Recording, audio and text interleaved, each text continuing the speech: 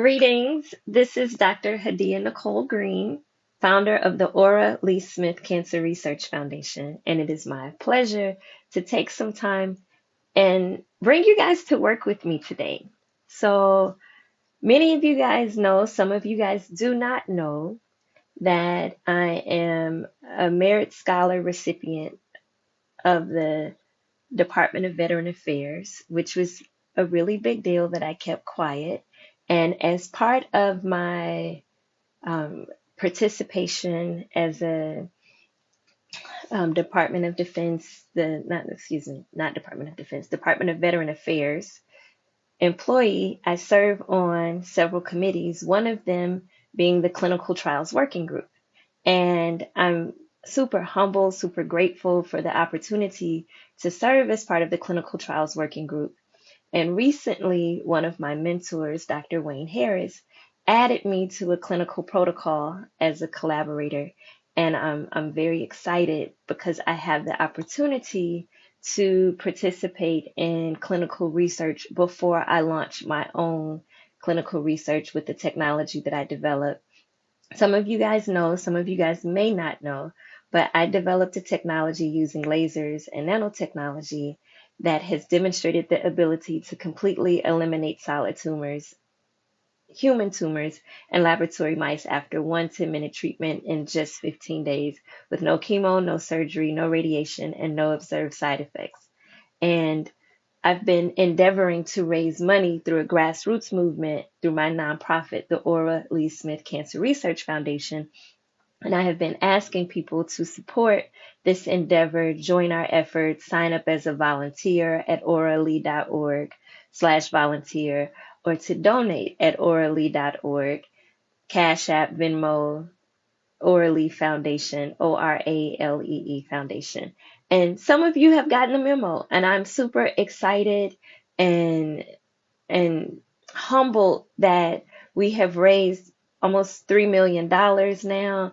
And some people think that we should have done this already. Well, if you're not helping, don't criticize. If you have time, bandwidth, and resources to help us move faster, please do. So thank you for everyone who is supporting already. Thank you to everyone who has the desire to support. Again, please sign up at oralee.org/volunteer or oralee.org just to donate and whatever you can do. I love all these gifts. Thank you, Richard. Thank you, Sebastian. So today we are going to work on something that is part of me being a member of the Clinical Trials Working Group and being assigned to a human trial study before my own. And I'm excited. So the VA administrators assigned me the clinical trial training through city training. And one of the first things that the training requires is that I fully read the Belmont Report.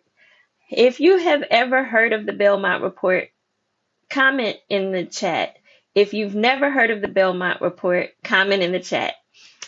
So I know you guys have a lot of questions about my research. And to all of the cancer patients who are in the chat, I want to tell you, I'm not ignoring you. I'm literally working towards getting FDA approval for my human clinical trials while raising the money to do what the FDA will require so that we can be offered at the hospitals, adopted by the American Medical Association, covered by insurance, Medicaid, and Medicare. It's a very intense journey.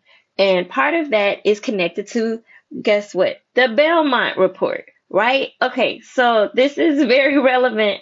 Now, for you guys who are looking to get this treatment now, we have not been authorized to do the treatment. We are raising money so that we can do it in a legal and ethical way with all the official status so it can be legitimate. So there are resources on my website.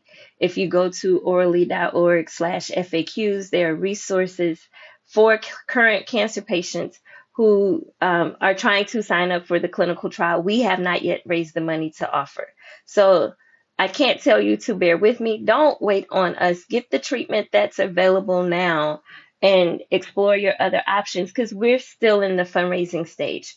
Hopefully, you guys will hear me and participate in the grassroots movement and stop asking me to ask celebrities we don't know.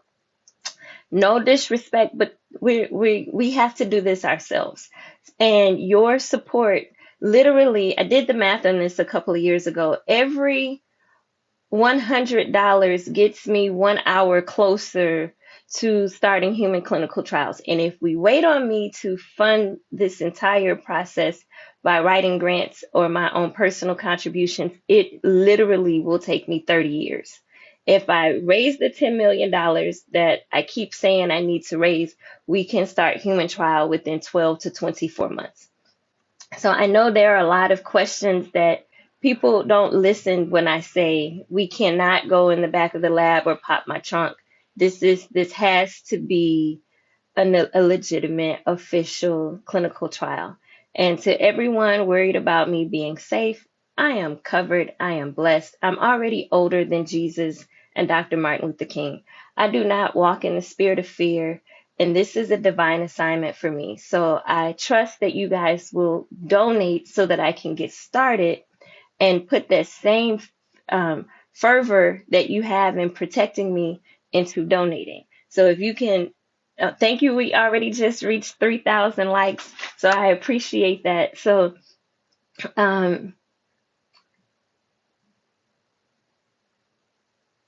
trying to read the comments. So blessings to you on your 2-year-old niece with stage 4 cancer. I can't emphasize enough.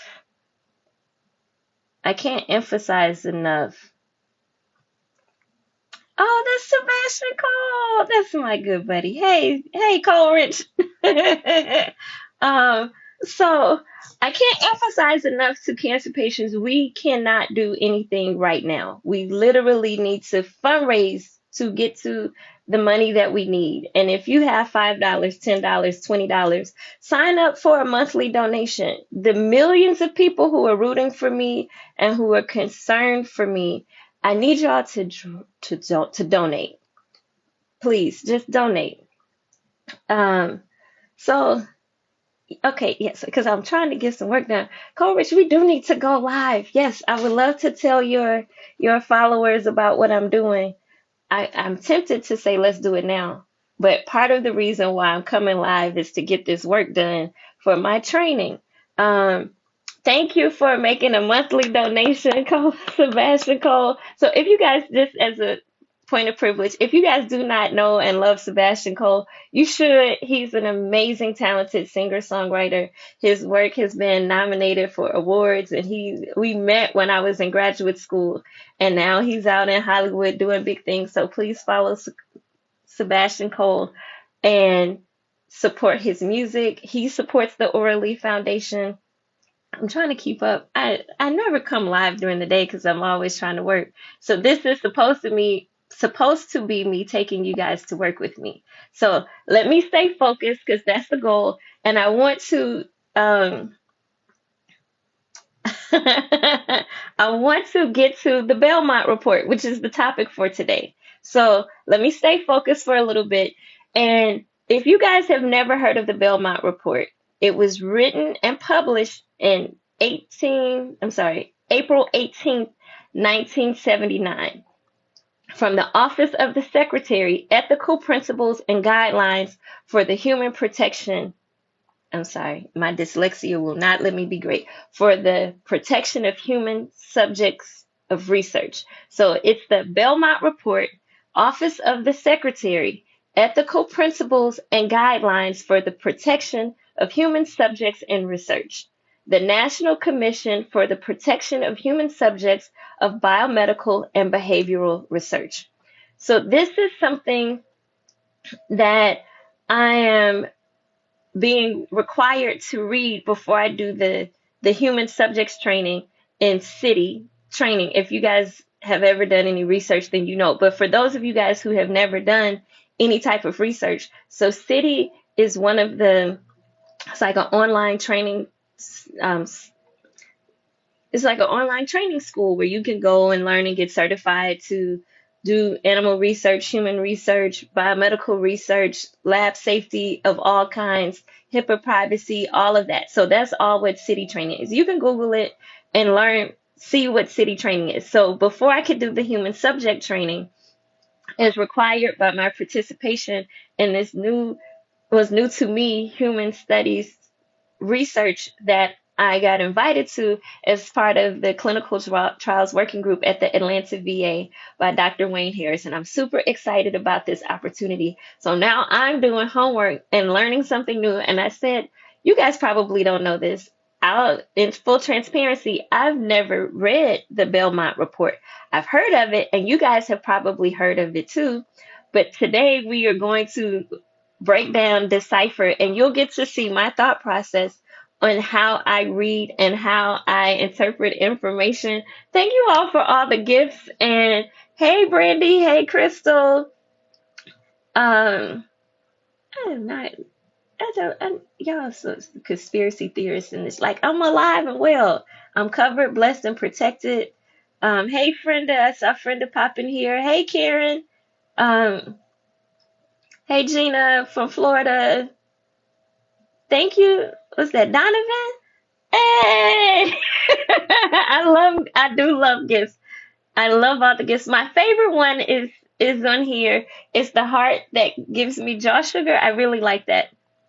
So, okay. Oh, Sebastian Cole family is here supporting. Thank you, thank you, thank you, Donovan. I love the jaw sugars. Those are my favorites. Okay, so we are getting focused. I know I need to. Okay, regional top team. Thank you, thank you, thank you. I am alive and well. So that's part of why I try to go live. I should go live more often. Thank you for my roses. Thank you for my hearts. We're at 8,600 hearts already. Thank you, thank you. Keep them coming. So, okay, so the Belmont Report. Here we are. The agency that produced this report is the Department of Health, Education, and Welfare. The action was a notice of report for public comment. So the summary, on July 12, 1974, the National Research Act was signed into law, thereby creating the National Commission for the Protection of Human Subjects of Biomedical and Behavioral Research. One of the charges to the commission was to identify the basic ethical principles that should underlie the conduct of biomedical and behavioral research involving human subjects, and to develop guidelines which should be followed to assure that such research is conducted in accordance with those principles. In carrying out the above, the commission was directed to consider 1. The boundaries between biomedical and behavioral research and the accepted and routine practice of medicine, which is important. We are going to unpack all of this. 2. The role of the assessment of risk-benefit criteria. And just for those of you guys who don't know, like the FDA is requiring me to present evidence that the risk of my human trial is lower than the benefits outweigh the risk, right? So this is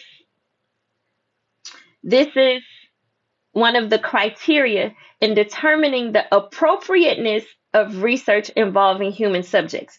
And if you cannot demonstrate with evidence that the benefit outweighs the risk, that you won't meet the criteria to determine the appropriateness of this research involving human subjects.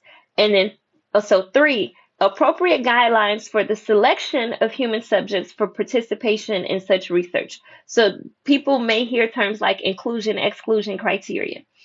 So we are in class today learning about the Belmont Report, and I'm going through, this is one required for me to, as a prerequisite for human subjects training at the Atlanta VA. So hello, everyone. Thank you guys for joining. So the 4th item in this summary is the nature and definition of informed consent in various research settings. So some of you guys may not know that in order to participate in clinical research, in a clinical trial, you have to give informed consent, which means you have to understand what the risks are, what the possible benefits are, and what exactly this clinical trial will involve, and give consent to participate. Like, you should not have any surprises when you go and receive a treatment in a clinical trial. You have to be fully informed. You're supposed to read through it.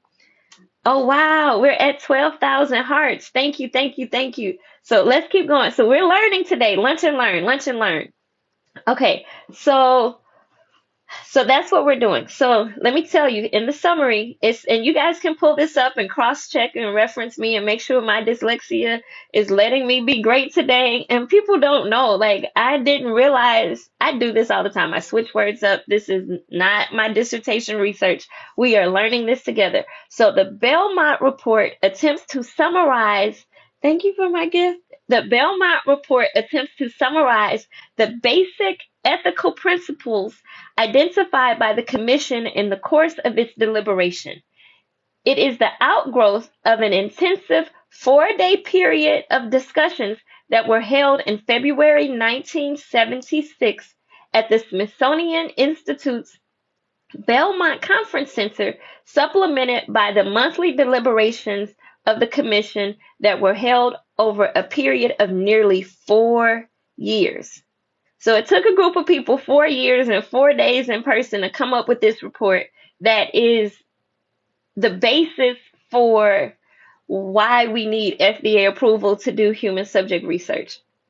So by publishing the report in the Federal Register and providing reprints upon request, the Secretary intends that it may be readily available to scientists, members of institutional review boards, the IRB, those are the people who authorize on the local level any research approved by humans, and federal employees. The 2-volume appendix containing lengthy reports of experts and specialists who assisted the Commission in fulfilling this part of its charge is available as DHEW publication number OS 78-0013 and number OS 78-0014 for sale by the Superintendent of Documents, the United States Government Printing Office, Washington, D.C., 20402. Unlike most other reports of the Commission, the Belmont Report does not make specific recommendations for administrative action by the Secretary of Health, Education, and Welfare. Rather, the Commission recommended that the Belmont Report be adopted in its entirety as a statement of the Department's policy. The Department requests public comment on this recommendation. Okay, so that's the overview summary. So I'm going to read to you, and I'm breaking this down. It's required reading for me, but I figured if I didn't know what was in the Belmont Report, probably you guys didn't know. So we are lunching and learning today about the Belmont Report as one of the prerequisites for me taking the human subjects training as part of a project that I'm doing at the Atlanta VA in preparation for my own human clinical trial. And this live is to help you guys understand what we don't know and minimize some of the conspiracy theories that happen so we can get on the same page and you guys can understand what I'm saying. There is a process. There is a process to getting authorized and sanctioned to do a legitimate human clinical trial. So for those who are asking how much money I need to start human trials, I need to get to $10 million. We crowdfunded $3 million so far. The VA has partially funded my research with the $1.2 million grant. So we are almost halfway there. And everyone who's asking, if you have $10 a month, $5 a month,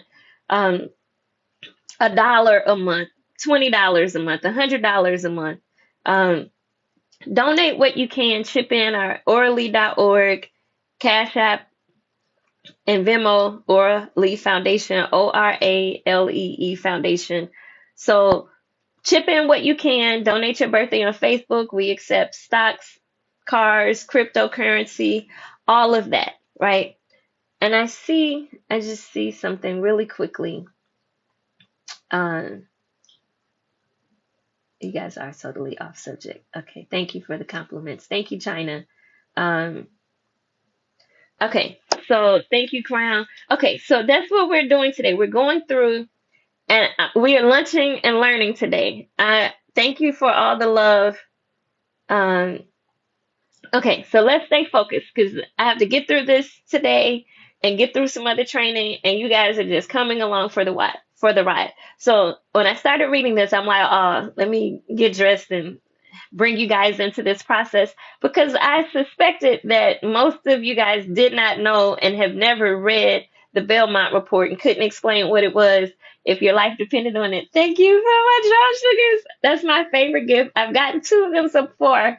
I would love to get 100 before this live is over. So thank you for that, Critical Thinking Club, for sending the hearts. That's my favorite. I love the Josh Sugars. Thank you, thank you.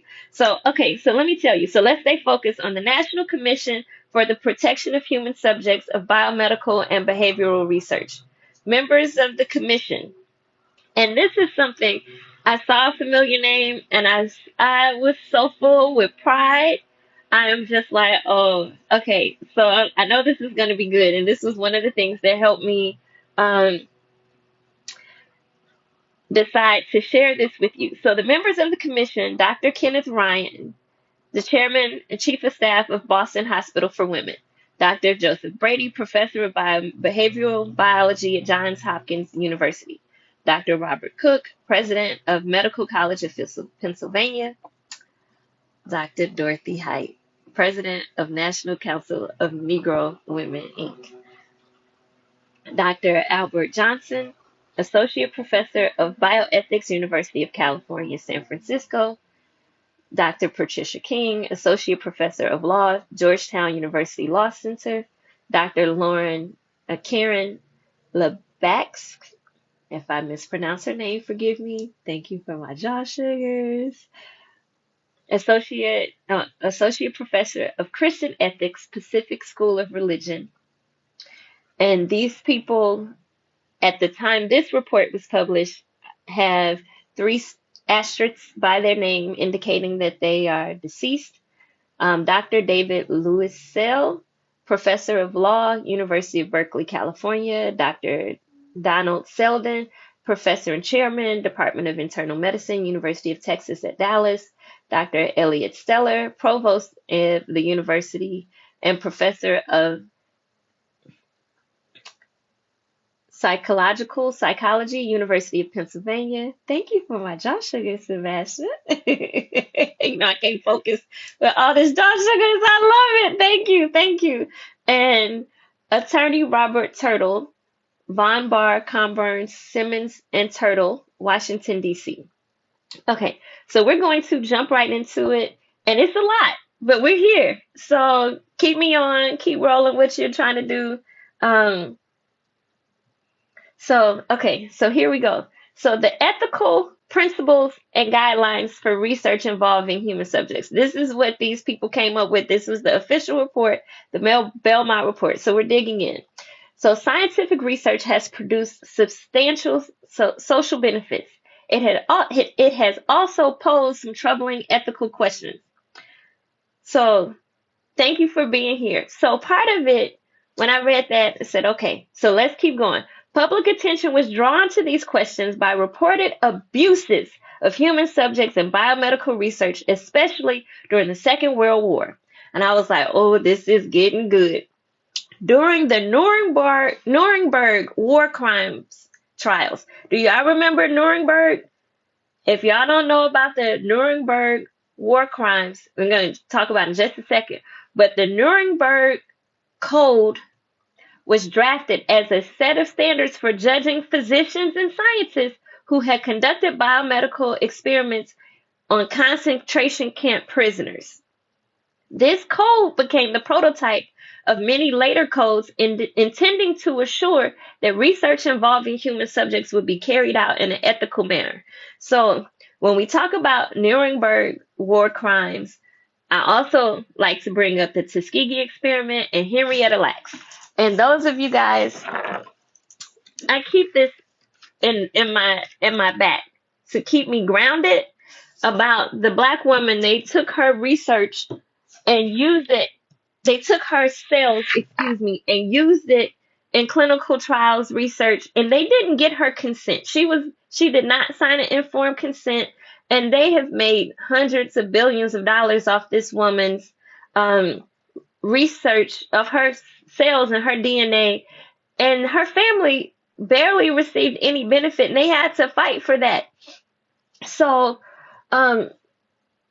this is why the Belmont Report is so significant. When I saw this, I was like, oh yeah, I remember reading about, and this is why it's important that I conduct an official, legitimate, authorized, sanctioned clinical trial for my protection and yours. So the code, this Nuremberg Code, consists of rules, some general, others specific, that guide investigators like me or the reviewers of research in their work, so the people who will have to sign off on this.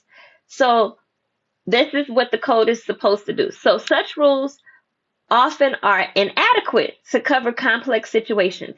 At times they come into conflict and they are difficult. Thank you, Thinker, for my sugar. Okay, I'm sorry to try to stay serious, but we're here, right? So I am not directly involved at Winship at Emory. I am reading the Belmont Report as part of my work with the Atlanta VA, and my collaborators and the people who sit with me on the clinical trials research working group are mostly at Winship at Emory. So this is the backstory if you missed it. So I'll recap here and there. So such rules are often inadequate to cover complex situations. At times they come into conflict, and they are frequently difficult to interpret or apply. Broader ethical principles will provide a basis on which specific rules may be formulated, criticized, and interpreted.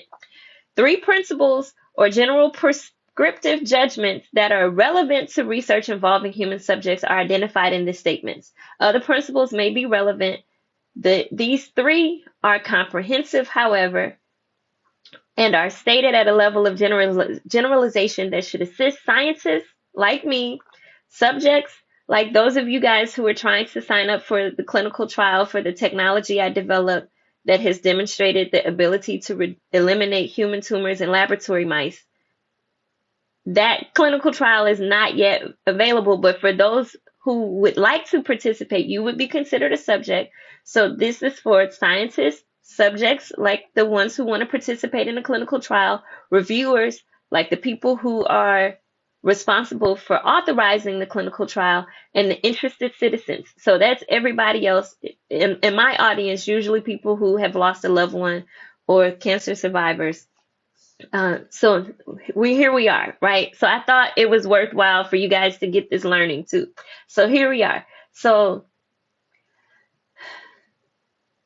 this is for you to understand the ethical issues inherent in research involving human subjects.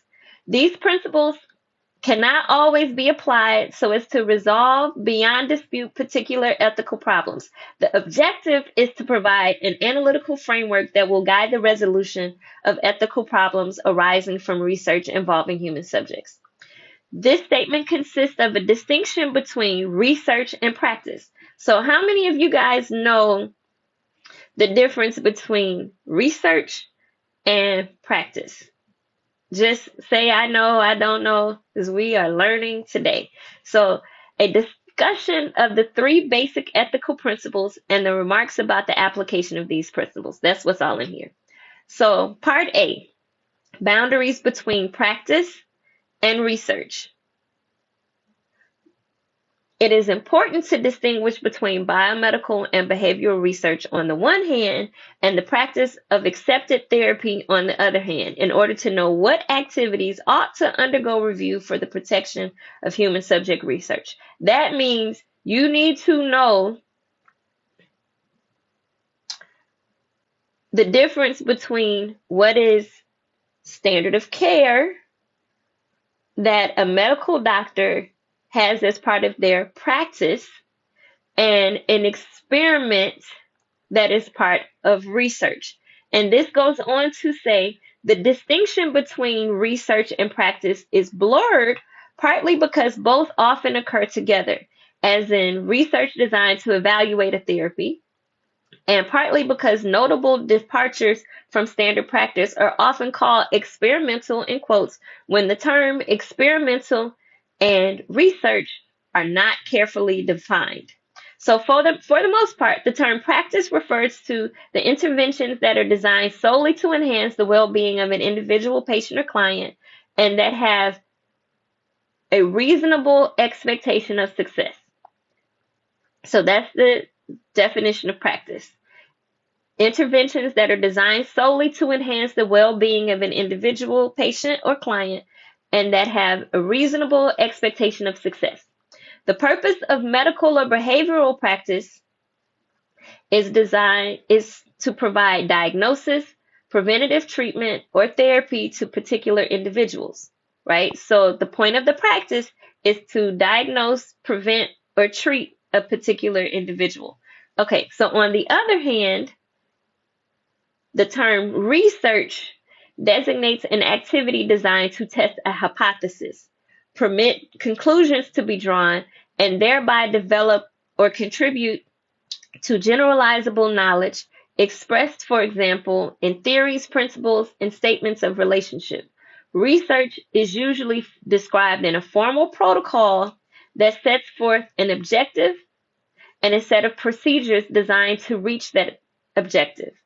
Right? Okay, so what I'm doing and attempting to do, endeavoring to do, is to get approval for a clinical trial which would be considered research and experimental, right? And most people misunderstand that I'm endeavoring to do this and they think that I already have a practice and they're trying to set up an appointment. And we are in the process of getting FDA approval, which is why we are fundraising. Okay.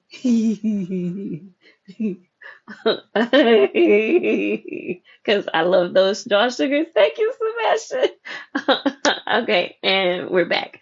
So when a clinician departs in a significant way from the standard or accepted practice, the innovation does not, in and of itself, constitute research. The fact that a procedure is experimental in the sense of new, untested, or different does not automatically place it in the category of research. Experimental and research are not the same. The fact that a procedure is experimental, I'm repeating this, the fact that a procedure is experimental in the sense of new, untested, or different does not automatically place it in the category of research. Radically new procedures of this description, however, should, however, be made the object of formal research at an early stage in order to determine whether they are safe and effective. So, part of my first step in engaging with the FDA is to make sure the technology I develop with lasers and nanoparticles that has demonstrated the ability to eliminate tumors in mice is that it will be safe and effective before we start using it as a practice. I hope you guys are tracking. Let me know if you're tracking. If this is making sense. So thus, it is the responsibility of medical practice committees, for example, to insist that a major innovation be incorporated into a formal research project. Okay, thank you for confirming that you are tracking. So the medical practice committee, the institutional review boards, the FDA, they have to insist that a major innovation like mine be incorporated into a formal research project like what I have at the Atlanta VA. It's a formal research project, a formal clinical trial. And what I've been asking you guys to do is to help me fund the formal steps that we need to take to do the formal research project. So here we go. Research and practice may be carried on together when research is designed to evaluate the safety and efficacy of a therapy. This need not cause any confusion whether or not the activity requires review. The general rule is that if there is any element of research in an activity, that activity should undergo review for the protection of human subjects. So if there's any element of research, it has to be reviewed by the FDA, the Institutional Review Board, in order to ensure the protection of the human subjects. Okay, so part B, basic ethical principles. Oh, thank you. Thank you for all my hearts. Thank you for all my hearts. And again, we are lunching and learning. So we are here. This is the assignment today. Understand the Belmont Report. I'm reading through it so you guys can experience and learn with me today. And this is the standard for ethical medical research in the United States, written in 1979. So this was required reading for me to get certified to do human clinical trials and human subjects research at the Atlanta VA. So here we are. Part B. I'm going through this. So part B, basic ethical principles. If you know this already, let me know. If this is new to you, let me know. And you can pull up the Belmont Report. It's 508C_final. And the PDF is out there. So thank you for reading along. We are not taking investors. This is a grassroots movement to ensure the affordability and accessibility of the technology I developed. I could have been gotten investors, but thank you. Please donate if you want to see this happen faster, because that's what we're doing. Okay, so part B, basic ethical principles of the Belmont Report. So the expression, in quote, basic ethical principles, unquote, refers to those general judgments that serve as a basic justification for the many particular ethical prescriptions and evaluations of human actions. I'll repeat that again. The expression basic ethical principle refers to those general judgments that serve as a basic justification for the many particular ethical prescriptions and evaluations of human actions. So they are saying, when y'all get out here doing research, acting a fool and experimenting on people, like the Nuremberg war crimes, thank you, that we have to have basic ethical principles to make sure the Tuskegee experiment doesn't happen, the Henrietta Lacks doesn't happen. So this is what we're talking about. So the basic ethical principles, there are 3 basic ethical principles. Among those generally accepted in our cultural tradition are particularly relevant to the ethics of research involving human subjects.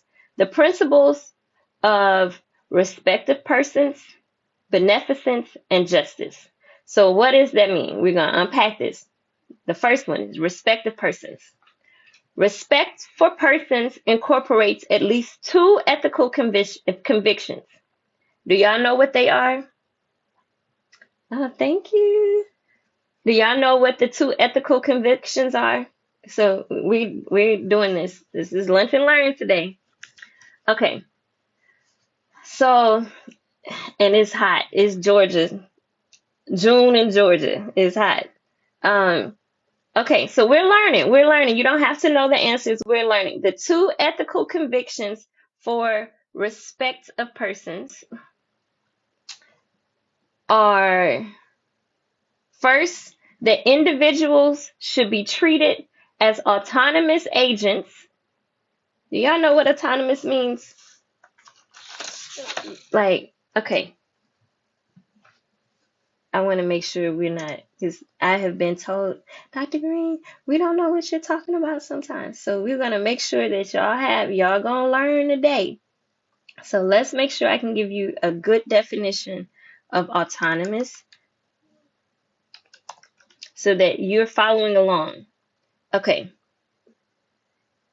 Having the freedom to govern itself or control its own affairs. So let's put it in a sentence. The individuals should be treated as autonomous agents. That means that the scientists, the doctors, the hospitals, the insurance companies, right, exactly, cannot make decisions for you because you don't know better. Like um, what is that? Help me out. What's the name of the when you go to vote, the um the group of people who it's not like one vote counts. It's like we vote, and then there's the group of people who like vote too, and their votes count per state. Like California has a bunch of the electoral college. Is that am I? Yeah, thank you, electoral college. So okay, yeah, okay, you guys are paying attention with me, and we're at over 40,000 likes. Thank you. Okay, so the electoral college said we know better than the people what the people need. They can vote, but we're gonna do what we want to best based on our position. So with this basic ethical principles, the electoral college should not, this is not aligned with the basic ethical principles that each individual should be treated as autonomous agent, able to have the freedom to govern itself and control its own affairs and decide what is best for each person, right? Okay, so that's the first of at least two ethical convictions for respective person. The second one is that persons with diminished autonomy are entitled to protection. So if you have diminished autonomy, that means maybe, for example,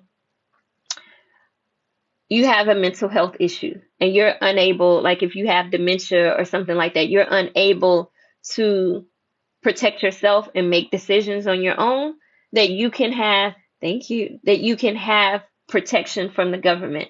Thank you. Thank you for my jaw sugar. Thank you. Thank you. Okay, I can't focus good. And I love when you guys give me jaw sugar. It's like the best ever. Okay. Thank you. Thank you. Thank you. I know I'm supposed to be reading the Belmont Report, but I love the jaw sugars because they just make my day brighter. Thank you, Quadzilla. That's precious. Okay. So back to the Belmont Report. So let me find my place again. All right. So if a person has diminished autonomy, they are entitled to protection. So that's the first two ethical considerations for the respective person. So the principle of respect for persons thus divides into two separate moral requirements: the requirement to acknowledge autonomy and the requirement to protect those with diminished autonomy. Okay, so those are the two considerations and requirements: to acknowledge that you should be able to decide what happens to you, and protection for those who cannot. Okay, so, and I know y'all could go read this yourselves, but this is like, y'all know in the Marvel movies, afterwards, they sometimes publish like the making of a movie, and you hear the producers walk through how something was made and the commentary of the people who made it. So this is you guys reading the Belmont Report with Dr. Hadiyah-Nicole Green. And all the jaw sugars and the giggles that come with a very serious topic. We are not making light of this topic, but we're going to have some, it's long, so we're going to get through it together. Thank you for my jaw sugars. I do love jaw sugars. Okay.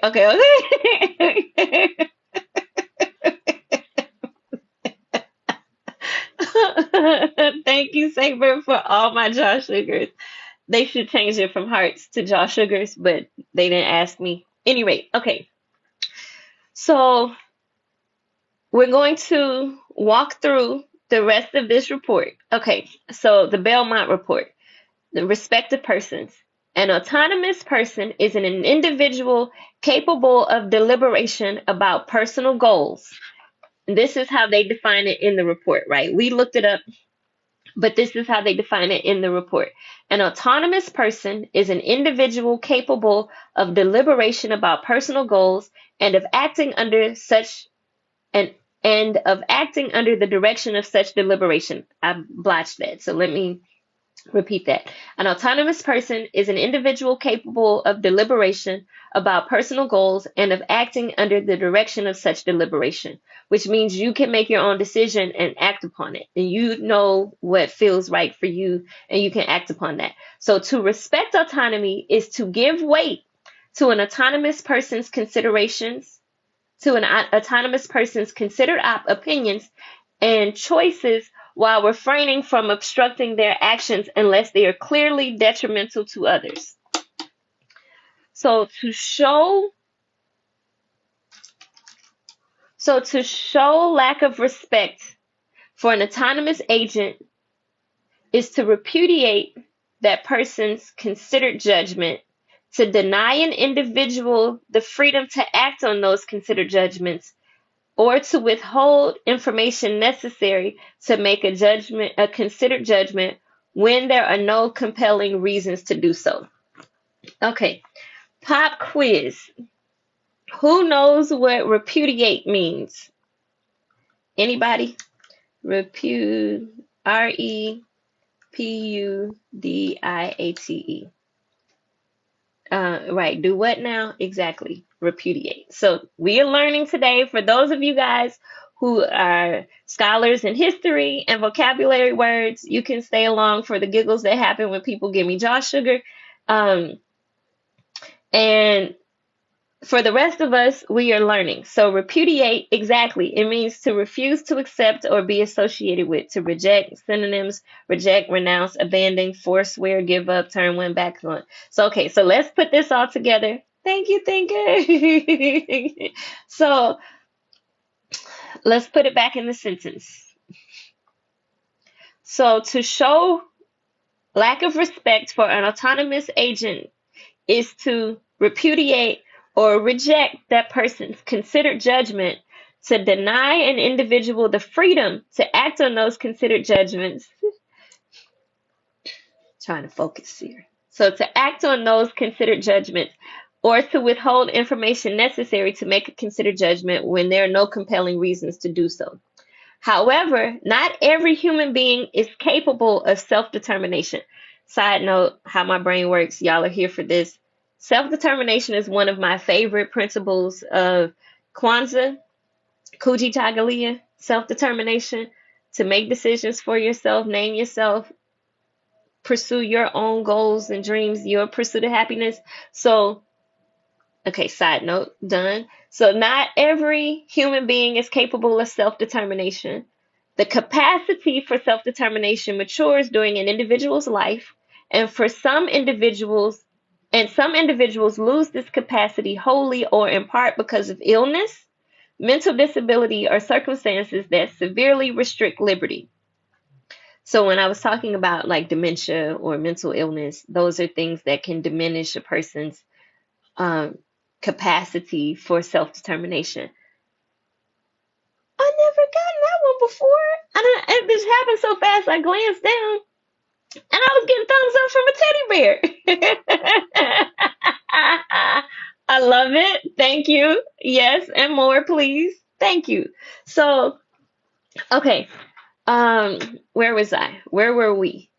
So, we're talking about the Belmont Report, capacity for self-determination. Thank you for my jaw sugars. Y'all gonna let me get through this? And I'm gonna giggle every time we get a jaw sugar, and we're gonna challenge. That's the challenge for today, to get through the Belmont Report, despite all the jaw sugars that I need.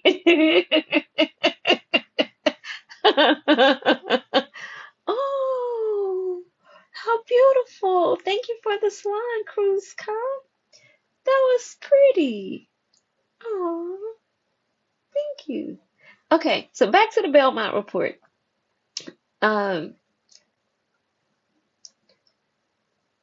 So the capacity for self-determination matures during an individual's life, and some individuals lose this capacity wholly or in part because of illness, mental disability, or circumstances that severely restrict liberty. Respect for the immature and the incapacitated may require protecting them as they mature or while they are incapacitated. which I really believe in protecting people who cannot advocate for themselves and can't determine their own self. Oh, snuggles from the cat and dog in the heart. That was precious. Thank you. And we're almost at 50,000 hearts. Thank you, thank you, thank you. Keep them coming. Okay, so let me finish. Let's finish the lesson. Yeah, you guys are sentimental like I am too. Thank you. Because this is a whole experience, right? So the Belmont Report about human clinical trial ethics. So here we are. So some persons are in need of extensive protection, even to the point of excluding them from activities which may harm them. Other persons require little protection, making sure they undertake activities freely and with awareness of possible adverse consequence. So you either need protection or you know what you're getting into and you can understand if something goes wrong that you agreed to this anyway. So the extent of protection afforded should depend upon the risk of harm and the likelihood of benefit. So I'm going to repeat that again because this is one of the criteria the FDA uses. The extent of protection afforded should depend upon the risk of harm and the likelihood of benefit. Drop hearts if you guys are learning this with me. Okay, teddy bear jumping and kicking. I missed the jump and the kick the first time. Who's sending that to me? I don't even, usually it gives me it tells me, I can't see who's sending the teddy bear, but thank you, because that's cool. Okay, I'm focusing. Okay, so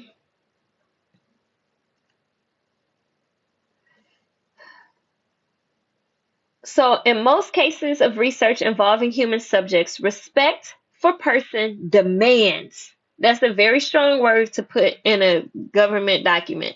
So in most cases of research involving human subject, respect for persons demands that the subjects enter into the research voluntarily and with adequate information. So that is the informed consent. You have to be aware and autonomous and able to enter into this voluntarily and with adequate information.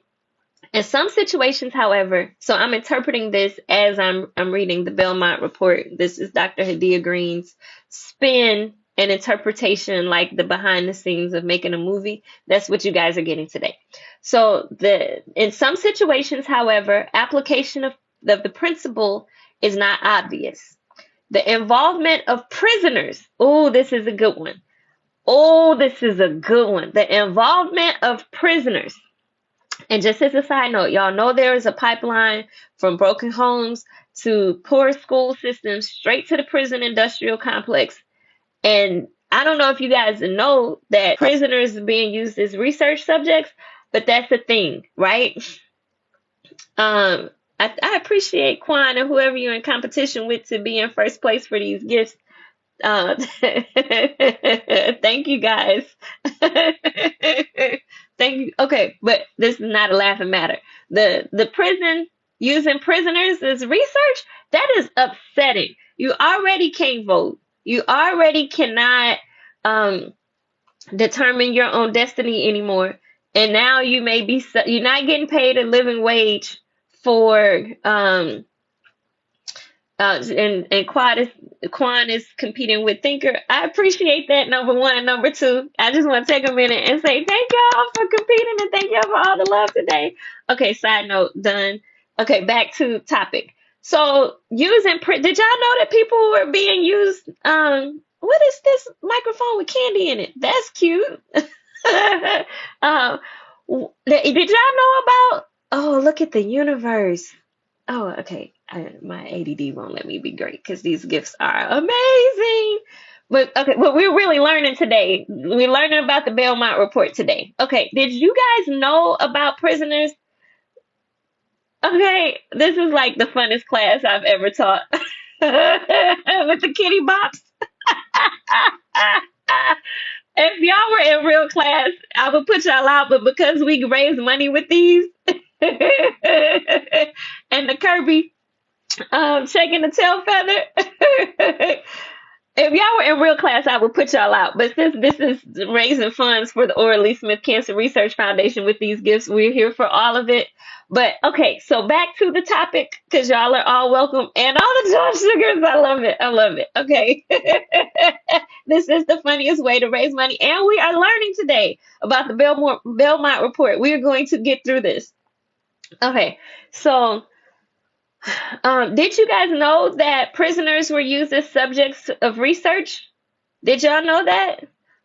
It is officially called Josh Sugars from here on out. It is. So that's upsetting.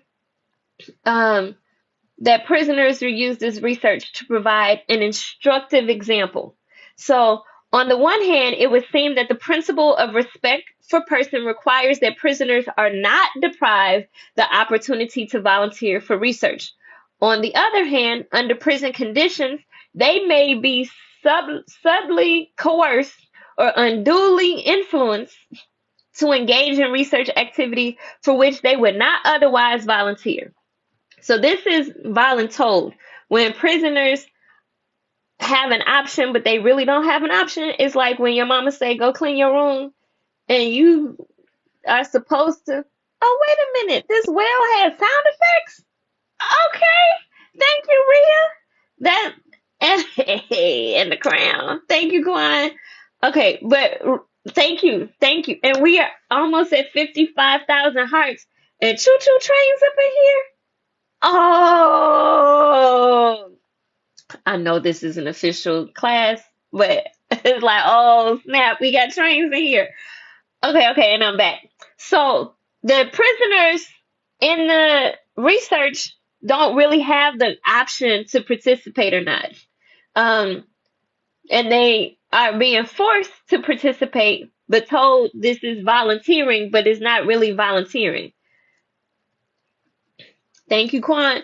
It's not really volunteering, and this is upsetting. So this is part of why I was like, oh, we're going to learn this today. We're going through this Belmont Report together because I had thoughts and feelings and things to say. And the kitty paused. Okay, thank you for bringing levity to such a hard topic. We're in this Belmont Report, and I'm giving all the commentary as I'm reading this for the first time in life. And I could have skimmed through it and just kept it to myself and went on with the human subjects training, but I wanted to share this and let us learn together. So this Belmont Report, we're talking about the prisoners who, as part of this respect for persons, who are participating as volunteers, but they may have consequences if they don't volunteer. So it's really not a fair situation. So it says, respect for persons would then dictate that the prisoners be protected. Whether to allow prisoners to volunteer or to protect themselves presents a dilemma. Respecting persons, in most hard cases, is often a matter of balancing competing claims urged by the principle of respect itself, right? So,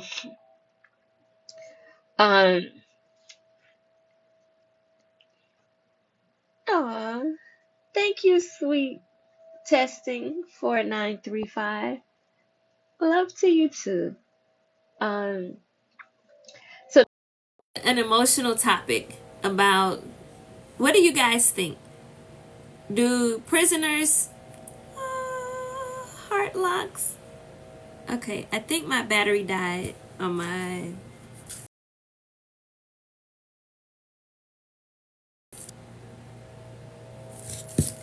Okay, it's telling me to use wired headphones. I have not been on here all day like the commercial said.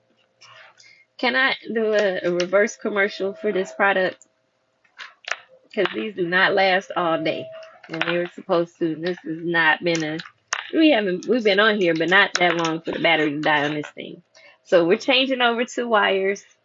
Because technology is not always great.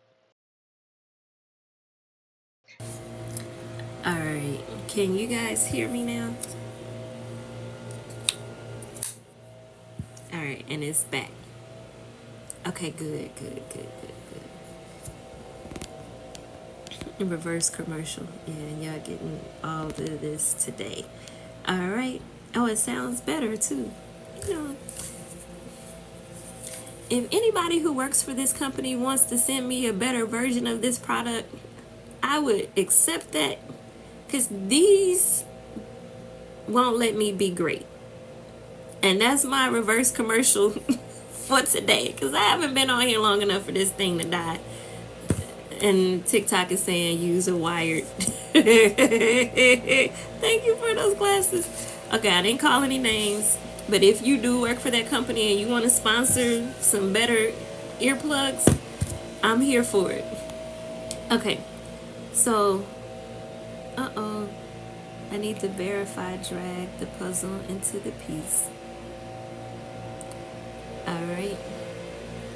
All right, and we are back all together. Hey, Satana. Hey, Ashley. Hey, Tamia. Thanks for the glasses. Audio takes more power than video. Yeah, I don't know what's going on with that. I hope you guys don't hear the landscaping people out in the back, but they're here with us today. So here we are. So did you guys answer the question about if you think it's ethical to conduct human research on prisoners if they volunteer, or do you think they can't truly volunteer because there are consequences and it's unethical? Okay, so that was the first part of Part B, Basic Ethical Principles, Respect for Persons. So the second part of Respect for Persons, Part B of the Belmont Report, I agree. I think it's unethical. And I did put the earbuds on the charger. That's what this is. Uh-oh. Can y'all still hear me? Because I think when I open it, it activates. No, I think y'all can still hear me. Okay. So, Part 2 of Respect of Persons of the Belmont Report is Beneficence. So we're going to unpack what that means and how it's applied. So beneficence. Persons are treated in an ethical manner not only by respecting their decisions and protecting them from harm, but also by making efforts to secure their well-being. I'm going to read that again just to make sure people in the back understand beneficence. Persons are treated in an ethical manner not only by respecting their decisions and protecting them from harm, but also by making efforts to secure their well-being. So, such treatment falls under the principle of beneficence. The term beneficence is often understood to cover acts of kindness or charity that go beyond strict obligation. Did you guys know what the term beneficence meant before this? I'm just trying to figure out who's all learning new information. So as we go through the Belmont Report, so in this document, beneficence is understood in a stronger sense as an obligation, right? So 2 rules have been formulated as complementary expressions of beneficent actions in this sense. The first one is do not harm. And the second one is to maximize possible benefits and minimize possible harms. So I'm going to repeat the 2 general rules that have been formulated as complementary expressions of beneficent actions in this sense in the Belmont Report. Do not harm is the first one, and the second one is maximize possible benefits and minimize possible harms. So some of you guys, have you guys heard of the Hippocratic Oath? Like that's the oath all medical doctors take. As a scientist, you don't have to take a Hippocratic Oath, which we should, right? But that's not part of the requirement to conduct a clinical trial or do scientific experiments. You don't have to make a promise, a vow, or oath. You just get out here, get your credentials, and with the checks and balances that come with the FDA and the Institutional Review Board, you don't have to promise or take an oath to do no harm. So the next paragraph is the Hippocratic maxim, do no harm. This has been a long fundamental principle of medical ethics. So yeah, I talked about the Tuskegee experiment. That was a sanctioned by the government. That was not actually rogue scientists. And I also talked about and pulled out my Henrietta Lacks book. But we're reading through this Belmont report, and in context, the Nuremberg trials where they were doing unethical studies on concentration camp prisoners, the Tuskegee experiment, Henrietta Lacks, all of that is part of the consideration. I added the Tuskegee experiment and the Henrietta Lacks tragedies in with the Nuremberg report, the Nuremberg Code, that's framing the Belmont report, because I'm bringing me to class today and you guys are getting all of this, right? So part 2 of this section under basic ethical principles, there are 2 respective persons and beneficence. So under beneficence, the second paragraph is the Hippocratic maxim, do no harm, has long been a fundamental principle of medical ethics. Claude Bernard extended it to the realm of research, which it should have been. I agree with that, saying that it should not injure one person regardless of the benefit that might come to others. That is not widely accepted and adopted. People get hurt in medical research all the time. So this Belmont report goes on to say, however, even avoiding harm requires learning what is harmful. Ha ha!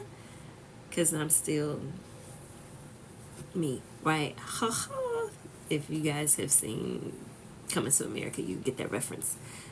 Any rate, so to avoid harm requires learning what is harmful, hence clinical trials. So then it says, and in the process of obtaining this information about what is harmful, persons may be exposed to risk of harm. Right? And I see this, Black people do not feel less pain, and we've had to refute that because that was being taught, that we feel less pain. Like, I noticed even myself, I was telling Tracy last week, I don't complain. I can be completely stressed out, bottom has fallen out, stressed. And I won't complain, I just go through it, right? And so, thank you, Lo Still. What is this, velvet? Right. So, we're almost at 60,000 hearts. Keep dropping hearts. We're unpacking this Belmont report, and here is the loophole, right? So, for scientists, where Claude Bernard extended the Hippocratic maxim, do no harm, to research, there's the loophole, right? The loophole is saying avoiding harm requires learning what is harmful. And in the process of obtaining this information, referring to obtaining the information about learning what is harmful,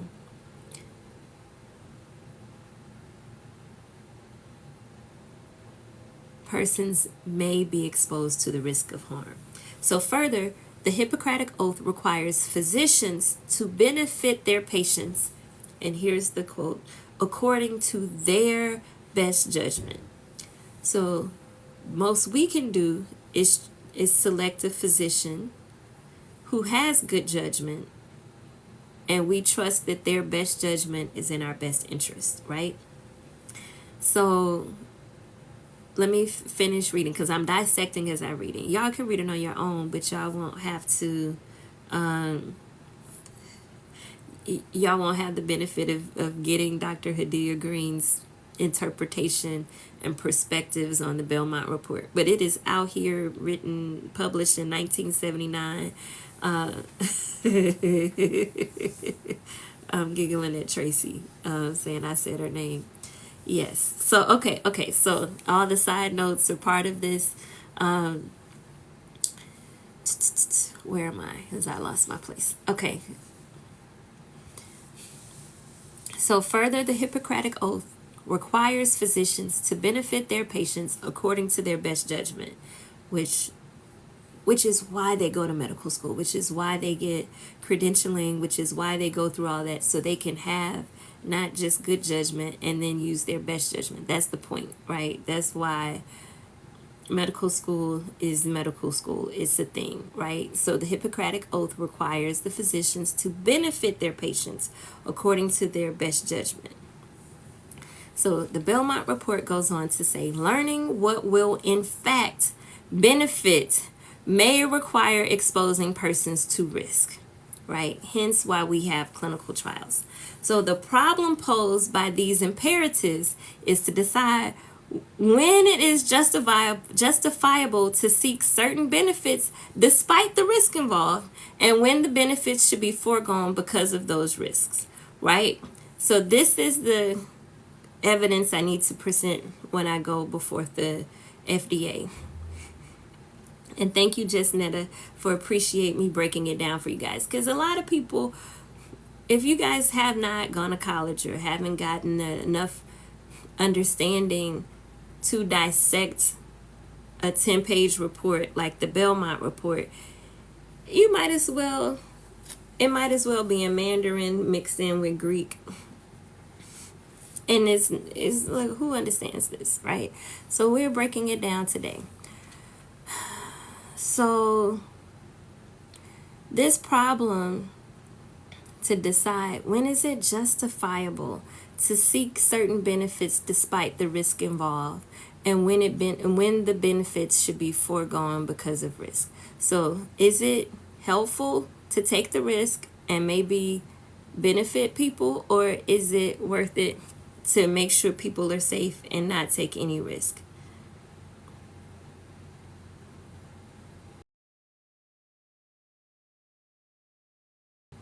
Okay, can you guys hear me? I'm back. Okay, so the obligations of beneficence affect both. Can you guys hear me now? Okay, so the obligations of beneficence affect both individual investigators and society at large, because they extend both to particular research projects and the entire enterprise of research. So beneficence, to do no harm and maximize possible benefits and minimize possible harm, is extended to impact investigators like me, scientists, and society at large, you, because they extend to both particular research projects like mine and the entire enterprise of research. In the case of particular projects, investigators and members of their institutions are obliged to give forethought to the maximization of benefits and the reduction of risk that might occur from the research investigation. So let me break that down. So in the case of particular projects, like the laser activated nanotechnology clinical trial that I'm raising money for, I'm working with the FDA to get approval. This is a particular project, mine, right? Investigators like mine and members of my institution, like the Atlanta VA, are obliged to give forethought, meaning we have to write down all the particulars of what we plan to do, not just what we plan to do in the clinical trial, but what could go wrong, what risk is this gonna cause. Like, you guys know when you watch the commercials on television about a new drug out, right? My favorite example is the one that can make your eyelashes grow or grow back, right? But the side effects could be blindness and death. And I'm thinking, I don't need eyelashes that bad if I could go blind from the treatment to grow my eyelashes back, right? But how do they know that you could go blind or die and list that as a possible side effect in the small print at the end of all these commercials, right? Because they did a trial. And let me find where I was. I probably need to highlight as I'm going so I don't keep losing my prize. Okay. So this forethought to maximize the benefit and the reduction of risk that might occur from research investigation means that we have to think through ahead of time what we're doing, how we're doing it, how it could go wrong. And most of the time in life, yes, they do say it real fast at the end of the commercial, big bad wolf. So they don't just come up with that to put it at the end of the commercial. They had to think through all of this ahead of time and disclose this to the FDA and disclose it to every participant in the clinical trial so that they can have informed consent to say, oh, I want eyelashes so bad I will take the risk of dying or going blind to get eyelashes. Every time I see that, I'm like, no, I don't need eyelashes. And I'm not trying to say anything disparaging about the company that grows back eyelashes in their product. All I'm saying is about informed consent and the forethought of thinking through ahead of time and putting together all of the safeguards possible to minimize the risk in order to maximize the benefits, right? So how many times in life have you had to think about everything that could go wrong before you do something to try to help somebody else? Like, has anybody ever had the exercise? Okay, even if it's not to benefit anybody but yourself, have you ever thought through every possible thing that could go wrong and write them out, type them up, and put them in some kind of order of all the risk that could happen when you make a decision, when you decide to do something? Has anybody ever done that? Okay, Quan, all the time I have anxiety. Your solar panels could destroy someone's electrical wire. Okay, right. These are good examples, right? When you think through what all could go wrong before you do something. And maybe you don't get 100% of everything that could happen, but you use your imagination, you come up with the scope of possibilities. And this is why when you're doing informed consent, you have to understand what all could go wrong, but you can't understand that if the person who developed the treatment, whatever it is, they have to disclose this so you can consider, right? Because they would know more than you what all is in here, what all could happen, what all could go wrong. So back to the Belmont Report. In the case of particular projects like mine, investigators like me and members of their institutions like the Atlanta VA, and the VA is not authorized this live or anything. I'm just working today and you guys are learning today, lunch and learn. This is what we're doing. I'm required to read the Belmont Report as part of my human subjects training for the Atlanta VA. This is not an Atlanta VA thing. This is what I'm doing for work today. So institutions like the Atlanta VA are obliged to give forethought, think through all the things that could go wrong. And it's not just us. This is every clinical trial. This is part of what happens. This is what the FDA has to sign off on. This is what the Institutional Review Board has to sign off on, that the benefits outweigh the risk.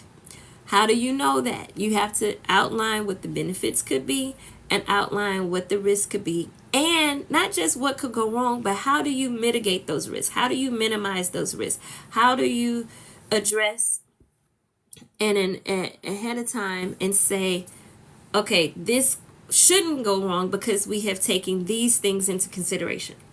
Okay, so in the case of scientific research, back to the Belmont Report, in the case of scientific research in general, members of the larger society, which would be you guys, are obliged to recognize the longer-term benefits and risks that may result from the improvement of knowledge and from the development of novel medical, psychotherapeutic, and social procedures. Okay, so this is why you should participate in a clinical trial, right? If you understand all the benefits and risk, right, that you recognize the longer term benefits and risks that may result from the improvement of knowledge, right? It's for the improvement of knowledge and from the development of novel treatments and procedures. That would be your contribution. It's important to understand that every participant in a clinical trial may not live. We hope everybody does, but that is not the nature or the prerequisite for you to participate in a clinical trial, and it's important to understand that. So I'm going to recap this specific paragraph because it's important, right, for you guys to understand the criteria. The obligations of beneficence affect both individual investigators and society at large because they extend both to particular research projects and to the entire enterprise of research.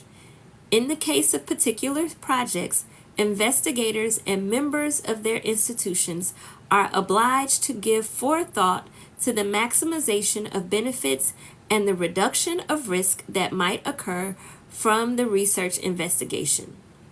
In the case of scientific research in general, the members of the larger society are obliged to recognize the longer-term benefits and risk that may result from the improvement of knowledge and from the development of novel medical, psychotherapeutic, and social procedures. So the Belmont Report goes on to say, the principle of beneficence often occupies a well-defined, justifying role in many areas of research involving human subjects. An example is found, here's a good one, in research involving children, right? And this one is something that really hits hard for me. Because, and I'll keep reading in a second. It's just some things I want to just pause because that's what we're doing. You could read the report on your own, but you're getting the benefit of Dr. Hadiyah Green interpreting, reading, analyzing the Belmont Report with you today. So, there are children's cancer that do not have treatment options. And the hurdle to do a clinical trial on children is so high. But there are children whose parents send us notes, and my heart cries. It's heartbreaking. Because I want to help. And it's a lot. It's a lot. Okay. So the principle of beneficence, back to the Belmont Report, often occupies a well-defined justifying role in many research areas involving human subjects. An example is found in research involving children. Effective ways of treating childhood diseases and fostering healthy development are benefits that serve to justify research involving children, even when individual research subjects are not direct beneficiaries. Research also makes it possible to avoid the harm that may result from the application of previously accepted routine practices that on closer investigation turn out to be dangerous. Let me break this down for a second.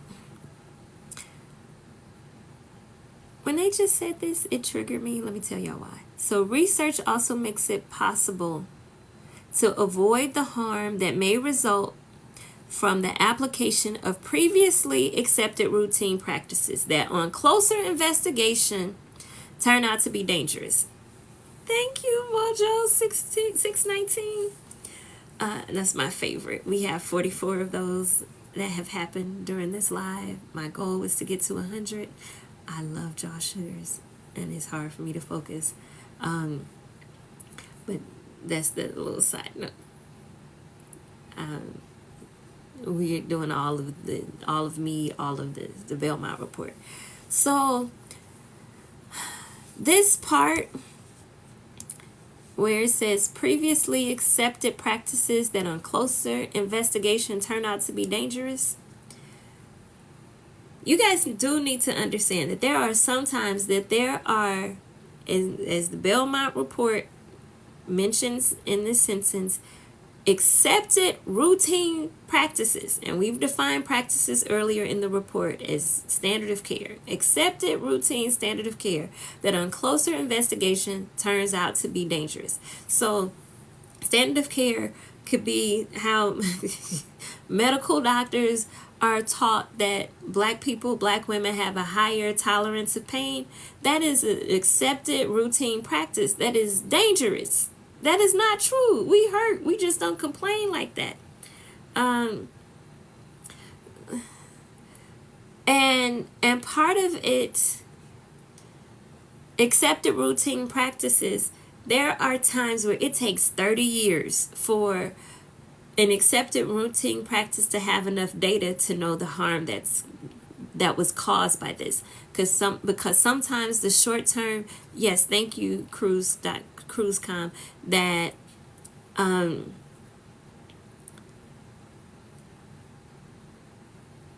that it takes 30 years to figure out this was not okay, that there were some side effects that were not captured in the clinical trial and not disclosed. So using not just 100% relying on, as it said earlier in the Belmont Report, your physician's best judgment, but you have to have your own agency, your own, what was the word we learned earlier?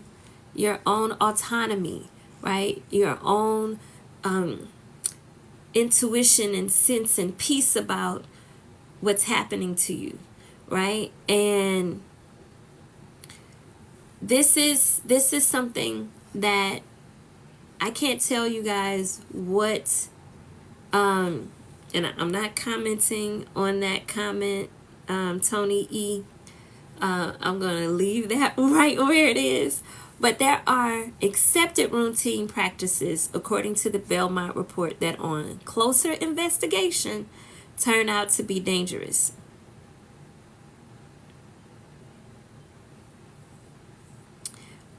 Thank you, EduBoss. I will save this live, and I'm sure Creative Minds and our social media street team will take and dissect this live and put it out later.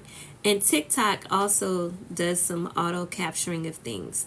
So, oh my gosh, we're almost at 75,000 hearts. Oh my gosh. Okay, so let's keep going. Belmont Report, section Part B, Basic Ethical Principles. Part 2, Beneficence, last paragraph.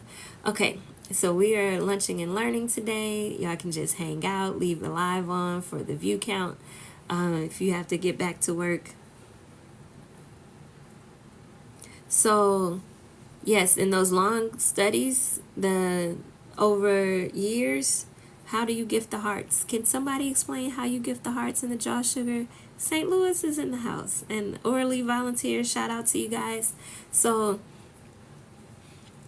back to the Belmont Report. So it says, research also makes it possible to avoid the harm that may result from the application of previously accepted routine practices that on closer investigation turn out to be dangerous.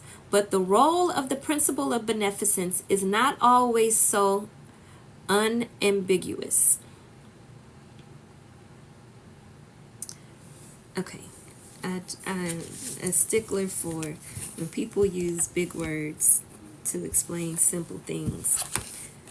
And part of what I'm doing is making sure, does everyone know what unambiguous means? I'm sure we can from context clues. But unambiguous, from the root word ambiguous, right? Y'all know what unambiguous means? Expressed in a way that makes it completely clear. So one of my favorite mentors said, if you can just say clear, don't use the word unambiguous, right? Just say clear. Okay, side note, funny story. The interview I had with Roland Martin had more than 14 million views when he posted it on his Facebook page. It was my first time on national TV on TV1. Roland Martin was so nice to me during that interview, like noticeably nicer than he is to most of his guests. And afterwards, he did an outtake and posted it on Vimeo. I wish I could find that video. I don't know where it is now. But it's out there. And he made fun of me because he said he did this interview and he didn't know what a nanoparticle was. And he was like, what in the world is a nanoparticle? I'm looking at you with this big old smile. I'm doing this interview and I don't know what a nanoparticle is. And so I was like, it's just a tiny, tiny, tiny particle that you can't see with the naked eye. He said, then you should have just said that. Nobody knows what a nanoparticle is. I know he said exaggerate, nobody. People do know. But he didn't know. And a lot of people don't know what a nanoparticle is. He was like, just say that, right?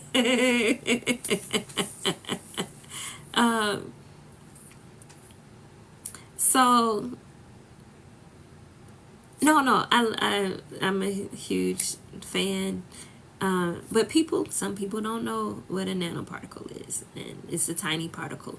But at any rate, so when I am communicating, I try to make a point to make sure that I'm not using words that lose people. That is, to me, an important part of teaching, right? To bring everyone along for the ride. And not everyone is a scientist. And Roland Martin taught me a very important lesson that my aunt orally also used to reiterate, which is if you're going to talk, endeavor to be understood. Give me 1 second. I'm going to take a quick break. Hold on. I'll be right back.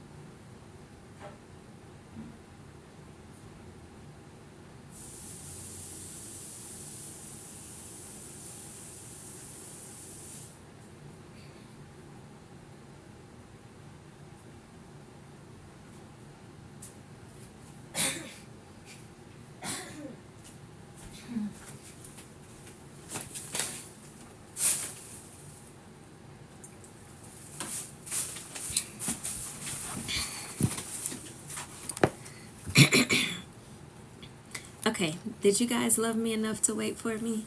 Thank you. You're still here. I'm back. Okay.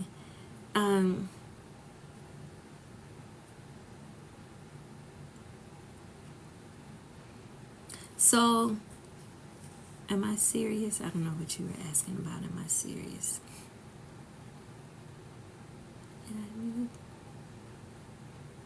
I'm glad you guys appreciate this live and learning with me today. So here we are. This is finishing, well, getting back to the Belmont Report. I don't make assumptions on what's obvious, what's understood when I'm in teaching mode. So I'm in teaching mode today. We are lunching and learning.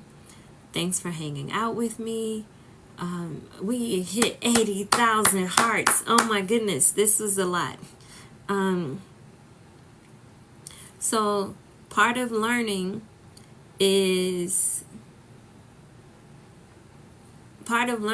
making, part of me teaching. When I teach, I want to make sure I don't leave anyone behind. And I have people who follow me from all walks of life, some who did not graduate college, some who did not graduate high school, and some who just aren't scientists, some who haven't ever heard of the Belmont Report. So we're unpacking it, hopefully, in a way that will allow everyone to understand, not just people who have a certain level of understanding already. And that's something that I'm a firm believer in. Make sure that when I'm teaching, anyone can learn, right? Part of our, one of our fundamental concepts in our mission is to make the treatment accessible, but part of that is making the information accessible. And I do want to add a point of correction to Carla. I am a doctor. A PhD is the most difficult degree to get in the land, especially the one that I have in physics. It is not to disparage any other type of doctors, but I have a PhD in physics, and it's hard earned. So I am Dr. Hadiyah-Nicole Green as a PhD physicist. So I'll leave that there. Okay, so back to the Belmont Report.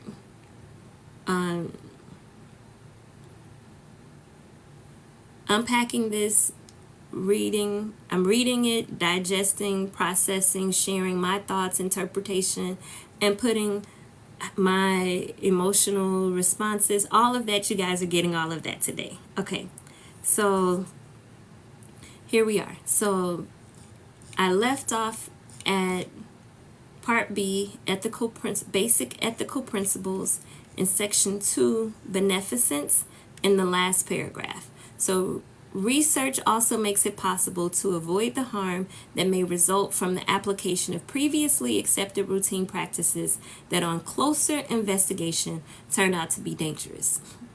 But the role of the principle of beneficence is not always so unambiguous. It's not always so clear, right? A difficult ethical problem remains, for example, about research that presents more than minimal risk without immediate prospect of direct benefit to the children involved. Some have argued that such research is inadmissible, while others have pointed out that this limit would rule out much research promising great benefit to children in the future. Here again, as with all hard cases, the different claims covered by the principle of beneficence may come into conflict and force difficult choices. So, deciding, like with prisoners and children, what's ethical, what's right, what's moral, that's what this Belmont Report is unpacking. And in this first part is giving definitions, but not as a principle, but not a hard and fast yes or no, right? So I am dissecting the Belmont Report, that is the guidance the FDA, the IRB, the Institutional Review Board, scientists, researchers, and society understanding as guidance, right? So at the beginning of this, I set the tone for this, what this is. So the third part of Part B, Basic Ethical Principles, is justice. So I'm going to unpack that now. Thank you for my regional top team. And thank you for the, we're almost at 85,000 hearts. Oh my goodness. Wow. So we are almost at 85,000 hearts. Every time I glance down, we're like way up there. Thank you, Cruise.com. Thank you. And thank you guys for hanging out with me. We just hit 85,000. Woo! Thank you. So I don't know what turn the clap means. So, okay. So justice. Who ought to receive the benefits of research and bear its burdens? That is such a profound question. Who ought to receive the benefits of research and bear its burdens? This is a question of justice in the sense of fairness in distribution or what is deserved. So, Belmont Report, Section 3 of the subsection Basic Ethical Principles, Justice, right? Who ought to receive the benefits of research and bear its burdens? This is a question of justice in the sense of fairness in distribution or what is deserved. An injustice occurs when some benefit to a person. Let me start that over. An injustice occurs when some benefit to which a person is entitled is denied without good reason, or when some burden is imposed unduly. Is this making sense to you guys, or do you need me to break that down? Another way of conceiving the principle of justice is that equals ought to be treated equally, right? However, this statement requires explication. Who is equal and who is unequal? I tell y'all, when science was started in the United States, people who look like me didn't have the privilege and the right to do research and speak up for who is equal, who is unequal, what's fair, what's deserved. And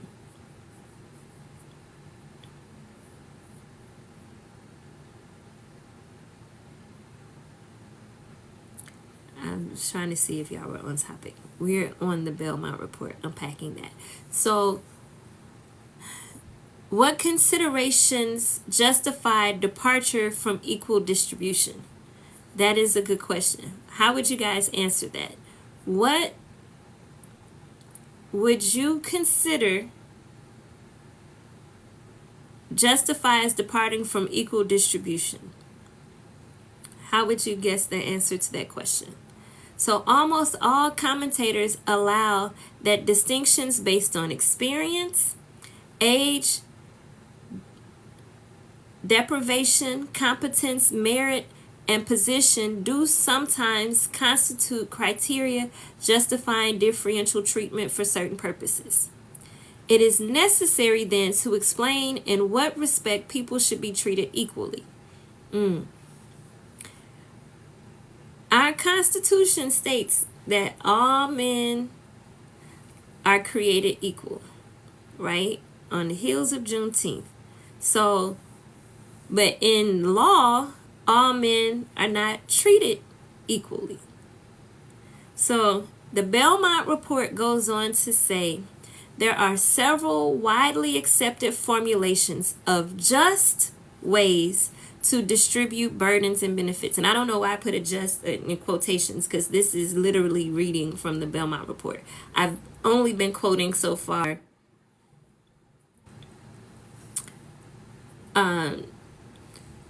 what the Belmont Report has in quotations. I haven't been inserting my own quotations. In real life, I use air quotes all the time, but I haven't been doing that during the Belmont Report. I've been only putting in quotes what they have in quotes until just now. So let me read that sentence and keep my hand gestures to myself. So, who is equal and who is unequal? Let me start this over so y'all can follow me. So, who ought to receive the benefits of research and bear its burdens? This is a question of justice, and in the sense of fairness, and in the sense of fairness in distribution, that is in quotes, or unquote, what is deserved, right? That is the question of who ought to receive the benefits of research and bear its burdens. This is a question of justice in the sense of fairness in distribution, or what is deserved. An injustice occurs when some benefit to which a person is entitled is denied without good reason, or when some burden is imposed unduly. Another way of conceiving this, the principle of justice, is that equals ought to be treated equally. However, this statement requires explication. Who is equal and who is unequal? What considerations justify departure from equal distribution? Almost all commentators allow that distinctions based on experience, age, deprivation, competence, merit, and positions do sometimes constitute criteria justifying differential treatment for certain purposes. It is necessary then to explain in what respect people should be treated equally. But according to the Belmont Report, it is necessary then to explain in what respect people should be treated equally. I knew I needed to share this with you guys because I was going to have a lot to say. And this is, TikTok Live is what y'all getting today. We learning, right? Okay. So it is necessary then to explain in what respects people should be treated equally.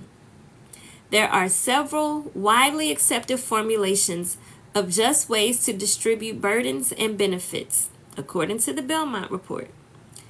Each formulation mentions some relevant property on the basis of which burdens and benefits should be distributed. So this is how the Belmont Report is breaking down who is equal and who is unequal and how justice should be applied. That's what we're talking about today. Belmont Report. We are reading. I am Dr. Hadiyah-Nicole Green, reading, interpreting, and inserting my perspective, questions, and narrating the Belmont Report, written and published in 1979. The formulations. So let me back up a little bit. It is necessary then to explain in what respects people should be treated equally. There are several widely accepted formulations of just ways to distribute burdens and benefits. Each formulation mentions some relevant property on the basis of which burdens and benefits should be distributed. These formulations, and there are 5 of them. The first one, to each person as an equal share. To each person, this is the second one, to each person according to individual need. The third one, to each person according to individual effort. The fourth one, to each person according to societal contribution. And the fifth one, to each person according to merit.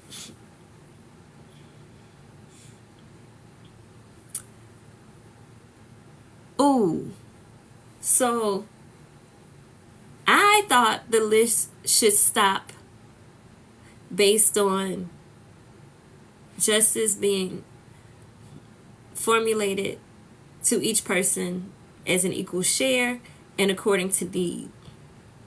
But the Belmont Report goes on to include individual effort, societal contribution, and merit. If you work hard, if you contribute a lot, and if you are smart. Wow. Okay, so continuing with the Belmont Report, questions of justice have long been associated with social practices such as punishment, taxation, and political representation. So earlier I was talking about how the Electoral College factors does not take these same ethical considerations, but here we go. So until recently, these questions have not generally been associated with scientific research. This is in 1979. There was no ethics in scientific research. I actually had a mentor tell me that what happened with Henrietta Lacks wasn't considered unethical at that time. Right, okay. However, they are foreshadowed even in the earliest reflections on ethics of research involving human subjects. Here we go. So, for example, during the 19th and earliest 20th centuries, the burdens of serving as human subjects fell largely upon poor ward patients, while the benefits improved medical care flowed primarily to private patients. Oh, y'all hearing me? Oh, I knew this was going to be good. Oh my God. In the Belmont Report, it gives the example. During the 19th and 20th centuries, the burdens of serving as research subjects fell largely upon poor ward patients. This is how the Tuskegee experiment was justified. And this is how the Henrietta Lacks lack of consent experiments were justified. While the benefits improved medical care that flowed primarily to private patients, not public patients. I know it's obvious to some of you guys, but this is in the Belmont Report. That's required reading for my job, so we're working today. Subsequently, the exploitation of unwilling prisoners as research subjects in Nazi concentration camps was condemned as a particularly flagrant injustice. Good.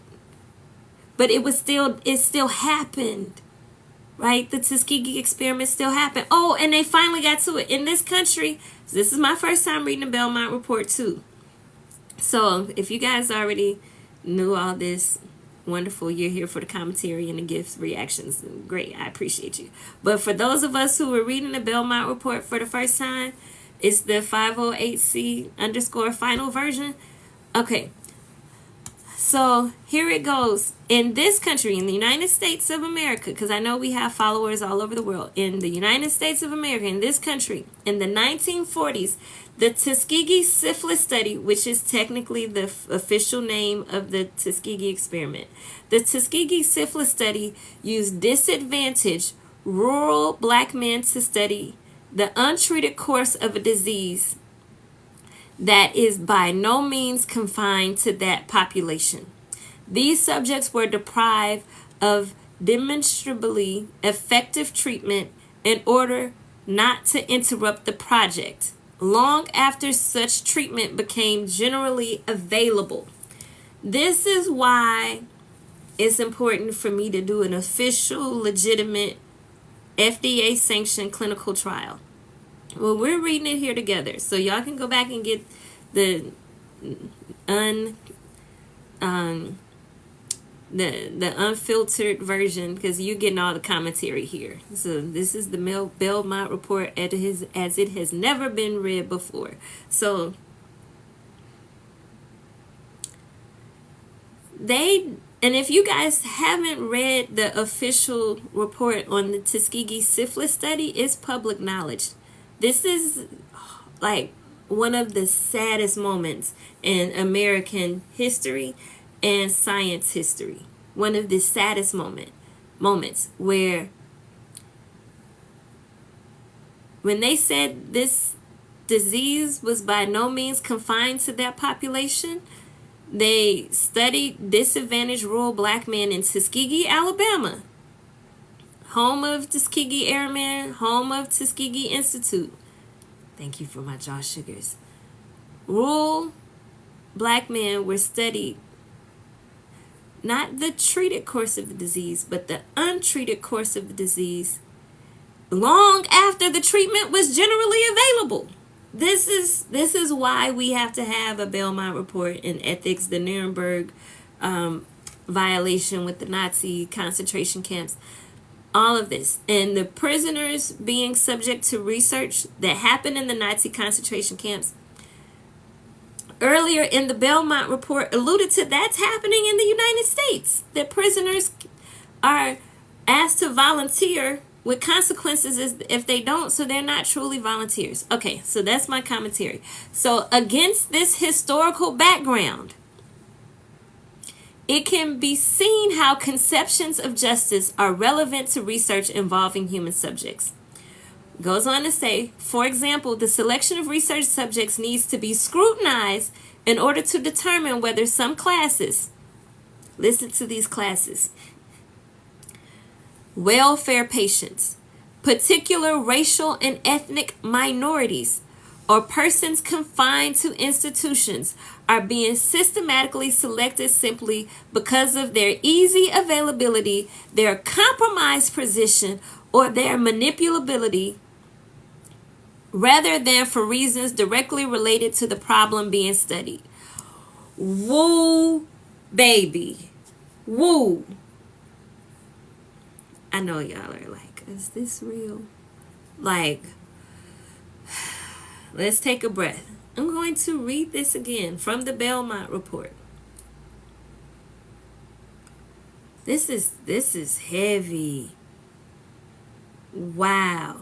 Okay. So the reason why I'm saying we need to go through an official clinical trial for the technology I developed, and we will not do unofficial bootleg research, is because we need to dot the I's, cross the T's, and do it by the letter of the book, right? So they're putting the Belmont Report in historical context with the Nuremberg Nazi concentration camp experiments, with the Tuskegee experiments, and I'm adding in the Henrietta Lacks and all the other injustices that happen in medical research. That's the historical background. And it can be seen how conceptions of justice are relevant to research involving human subjects, right? So this is why we need a Belmont Report. For example, the selection of research subjects needs to be scrutinized to make sure that some classes are not being systematically selected because of their easy availability, their compromised position, or their ability to be manipulated, rather than for reasons directly related to the problem being studied, right? Unfairly targeting the classes that they include: welfare patients, particular racial and ethnic minorities, i.e. black folks. And not just African Americans. When I say black folks, I mean throughout the diaspora, including, and particularly on that continent of Africa, right? There's, because of their easy availability, compromised position, or ability to be manipulated. This is what usually happens and why there has to be a checks and balance, right? This is a big deal. So Belmont Report. So finally, whether research supported by public funds leads to the development of therapeutic devices and procedures, justice demands both that these not provide advantages only to those who can afford them, and that such research should not unduly involve persons from groups unlikely to be among the beneficiaries of subsequent applications of the research. So if you are in this research, you should benefit from it, or your group should likely benefit from this research. But also, because they reworded this with a lot of double negatives and a lot of double positives, and I'm not here to criticize the Belmont Report. I'm just giving commentary on my interpretation.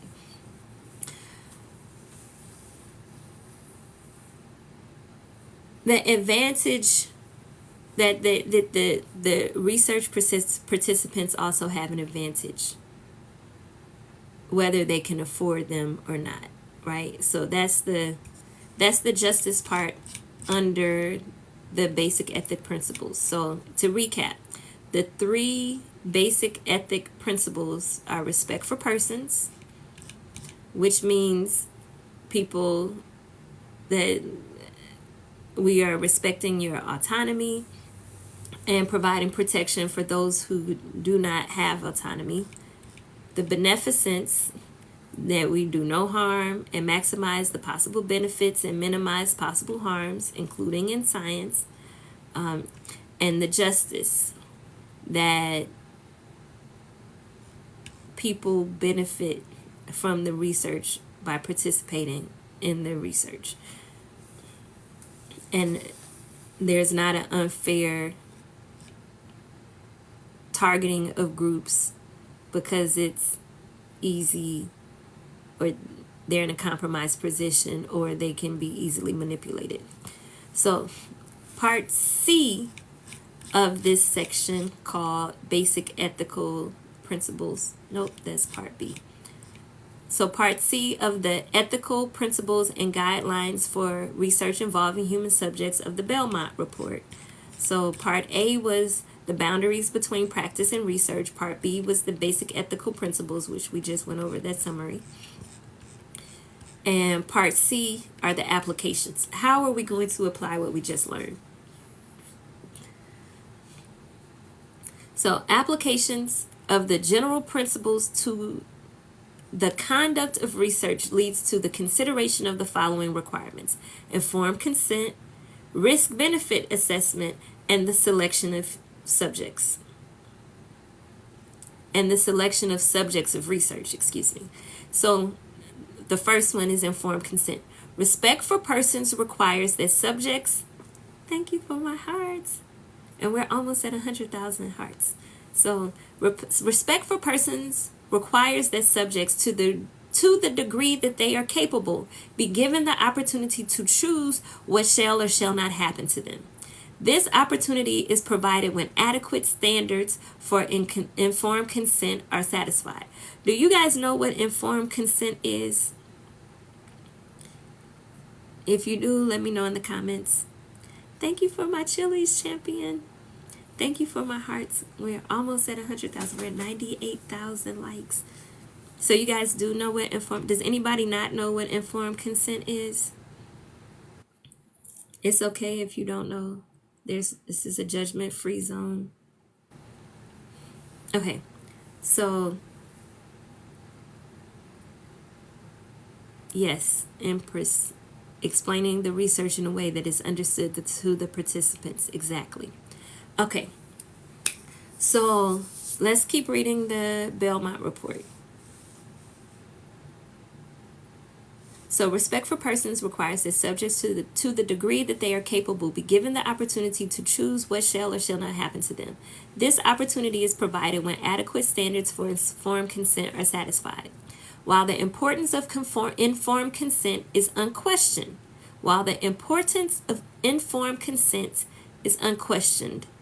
controversy prevails over the nature and possibility of an informed consent. Nonetheless, there is widespread agreement that the consent process can be analyzed as containing three elements: information, comprehension, and voluntariness. Information, comprehension, and voluntariness.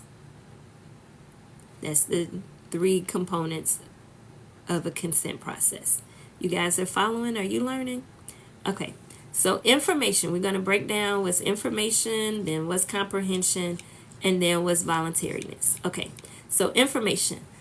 Most codes of research establish specific items for disclosure intending to assure that subjects are given sufficient information. These items generally include the research procedure, their purposes, risk and anticipated benefits, alternative procedures where therapy is involved, and a statement offering the subject the opportunity to ask questions and withdraw at any time from research. Did you guys know that that was all what's required? Okay, so let me read that list again. So most codes of research establish the specific items for disclosure in the informed consent document. This disclosure is intended to ensure that subjects are given sufficient information.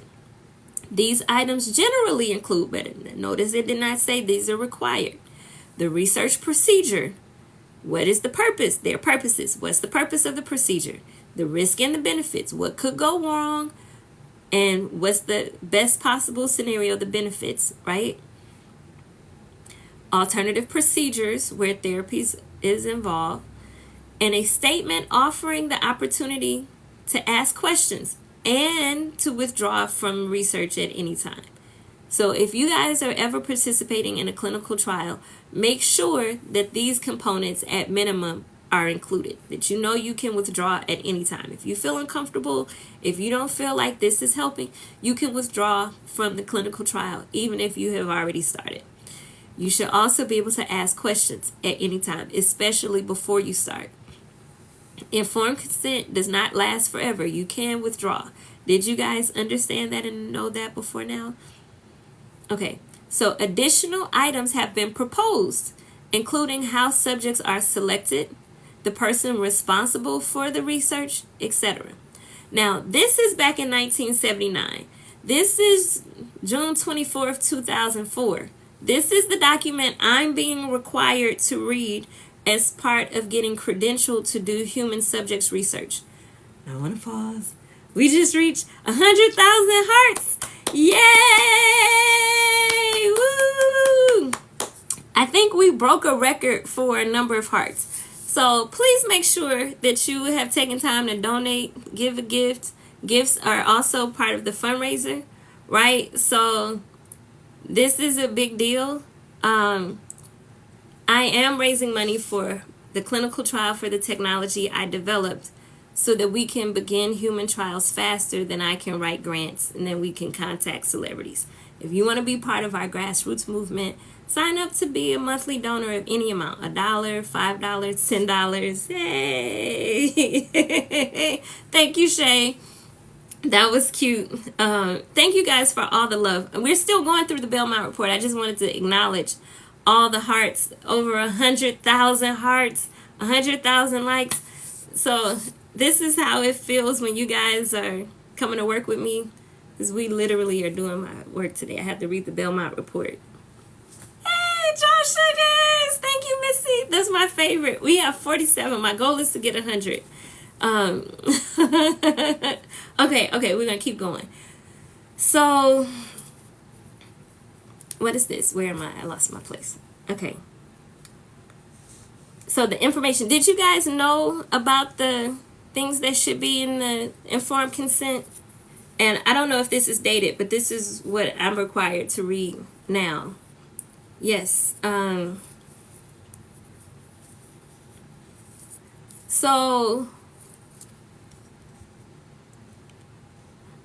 So then it says, however, a simple listing of items does not answer the question of what the standards should be for judging how much and what sort of information should be provided, right? One standard frequently invoked in medical practice, namely the information commonly provided by practitioners in the field or in the locale, is inadequate since research takes place precisely when a common understanding does not exist. Let me read that again. I don't know if y'all processed this, because the Belmont Report called the information commonly provided by practitioners in the field inadequate. Shots fired. Okay, I'm going to say this again. And I am literally reading the Belmont Report 508C_final from 1979. Right? At the beginning of this live, I gave who all wrote it and what government office published this. Is there. I'll publish the live. Yes, I wear copper bracelets. So it says, however, a simple listing of items does not answer the question of what standard should be for judging how much and what sort of information should be provided. This is in the informed consent documents. One standard frequently invoked in medical practice, namely the information commonly provided by practitioners in the field or the locale, is inadequate since research takes place precisely when a common understanding does not exist, right? So when they don't know, research is happening.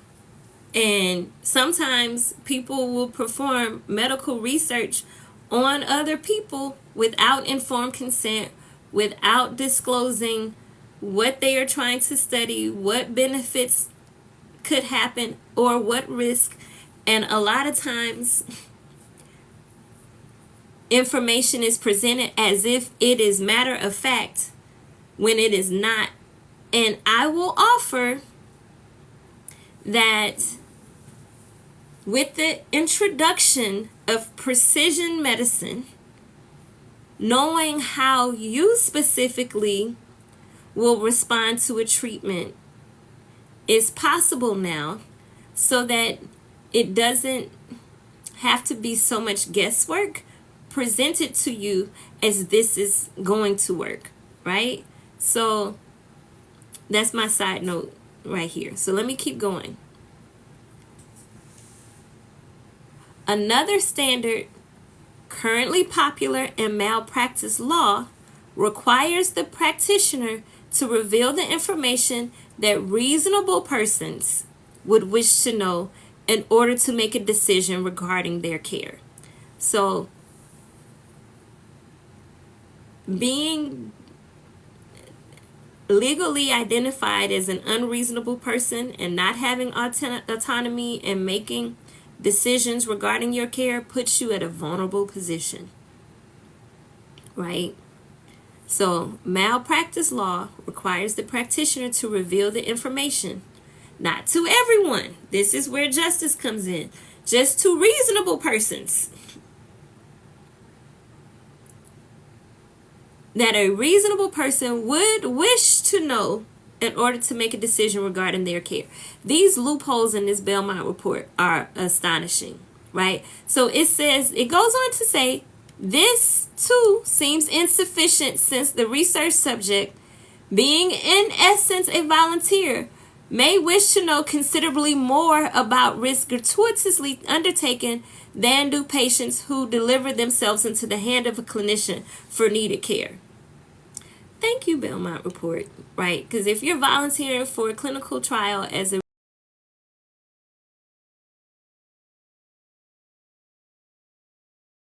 Can you guys still hear me? It is very subjective.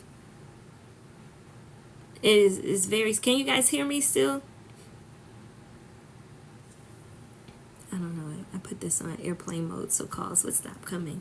Yes. Okay. Thank you for confirming you can still hear me. So it says, this too seems insufficient since the research subject, being in essence a volunteer, may wish to know considerably more about risks gratuitously undertaken than do patients who deliver themselves into the hand of a clinician for needed care. So you should not be unconsciously enrolled against your will into an unauthorized clinical trial because your doctor is taking chances on your care. That should not happen. Now, going back to the Belmont Report, it may be that a standard of the reasonable volunteer, and they put that in quotes, should be proposed. The extent and nature of information should be such that persons, knowing that the procedure is neither necessary for their care nor perhaps fully understood. So it is required that when you participate in a clinical trial, that you understand that this is not necessary for your care, it's not standard of care, and it is perhaps not fully understood. It's an experiment. Clinical trials are experiments. And that you can decide whether you wish to participate in the furthering of knowledge. That's what you're doing when you participate in a clinical trial. You're not taking a chance to save your life. It could, but you are truly participating in the furthering of knowledge that could help save other lives. If your life is saved, that's a bonus, but that should not be the expectation. Okay. Did you guys understand that about a clinical trial, or did you think this was a chance to save your life? I'm curious. This survey in the comments. Did you think participating in a clinical trial was a chance just to try a new treatment or drug, or did you fully understand that you were participating in the furthering of knowledge?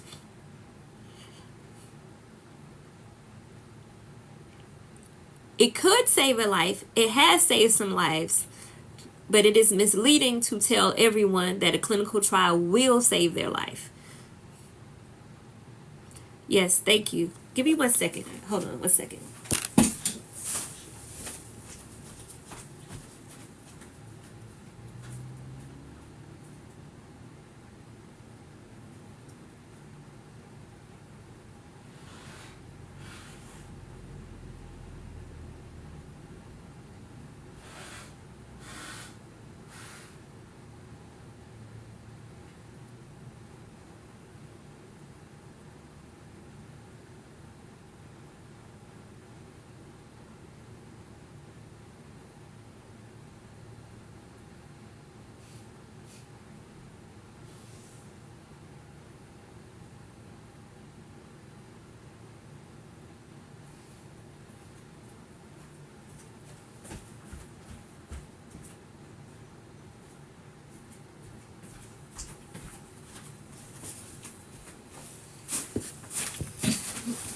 Okay.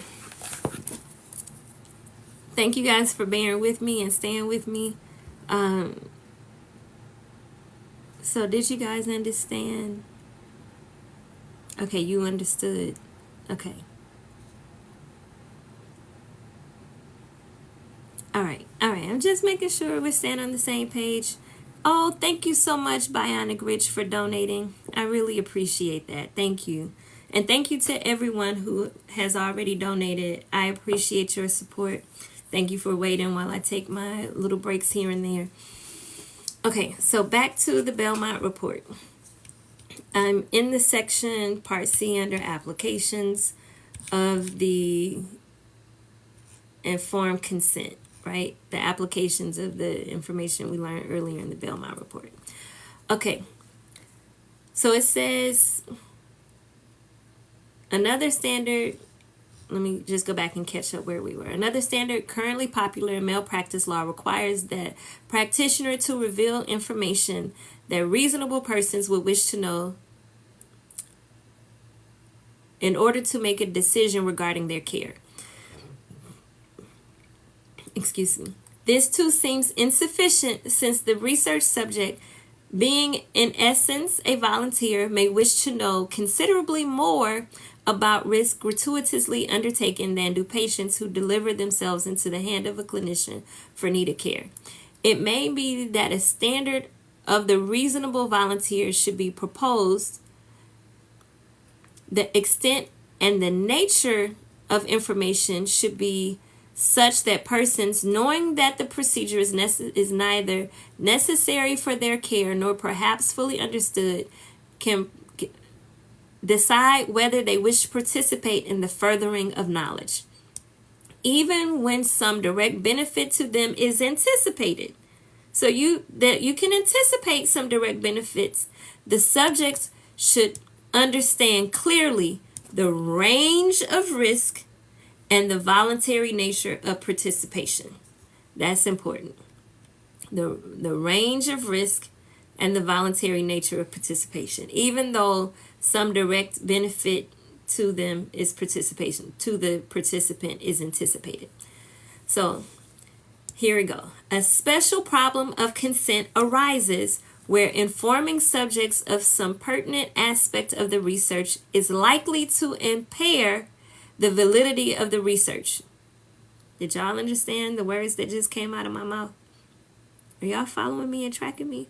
Okay, so the special problem of consent arises where informing the subjects of some pertinent aspect of the research is likely to impair the validity of the research.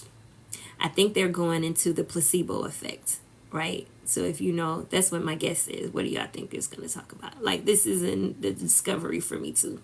We are reading the Belmont Report together, and yes, you could read it by yourself, but you would not have all this commentary. So, okay. So let me keep reading. In many cases, it is sufficient to indicate to subjects that they are being invited to participate in research of which some features will not be revealed until the research is concluded. In all cases of research involving incomplete disclosure, such research is justified only if it is clear. And it's 3 things that I'm about to read that need to be clear. 1, incomplete disclosure is truly necessary to accomplish the goals of the research. 2, there are no undisclosed risks to subjects that are more than minimum. Wait a minute. I did not know that they could keep some of the risks. Who decides what's minimal? Did y'all know that? Okay. I'm learning today too that you don't have to disclose risks that are more than minimum when you're not doing a complete disclosure. Okay. And the third thing is there is an adequate plan for debriefing subjects when appropriate and for dissemination of research results to them. Did you guys know this? Okay. They can keep some of the risk. I did not know that. I thought that's what informed consent meant, that you tell me everything I need to know. So I'm guessing the Belmont Report is going to give us some more information. So it says information about risk. Here it is. We're going to keep reading. Information about risk should never be withheld for the purpose of eliciting the cooperation of subjects. See, that's what they said. And they put this in here probably because people would withhold information to elicit and gain the cooperation of participants. And it did say should. Who is that? KT35. You caught that word, should. Oh, okay. These are the loopholes, right? So the information about risks should never be withheld for the purpose of eliciting the cooperation of subjects. And truthful answers should always be given to direct questions. One of the things that I know is that sometimes people don't know the questions to ask. And if you don't ask the right questions, you don't get the right answers. And that's a problem. And this is also why you should, especially as senior citizens, you should never go to the doctor by yourself. And you should always have your questions written out before you go so you can think through them carefully. Because sometimes in the doctor's office, you get nervous and you forget what you were going to say. Exactly. What if you don't know what questions to ask? This is a problem. So, right. Okay. So, continuing with reading the Belmont Report, because we are taking side notes and I'm having commentary. This is the difference between you reading it and me reading it.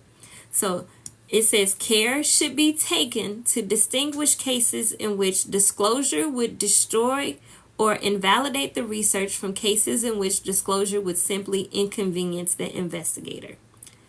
Care should be taken. Not this should not happen. Just care should be taken. Not care is required. Ooh. Do y'all hear this? Okay. So the second part of applications, so the first part was informed consent.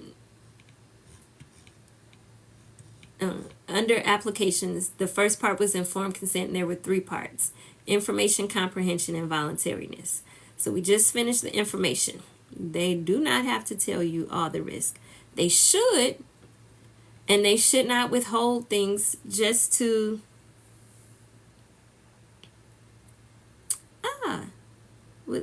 did somebody help me with this poll? Okay, so please donate, support, and volunteer.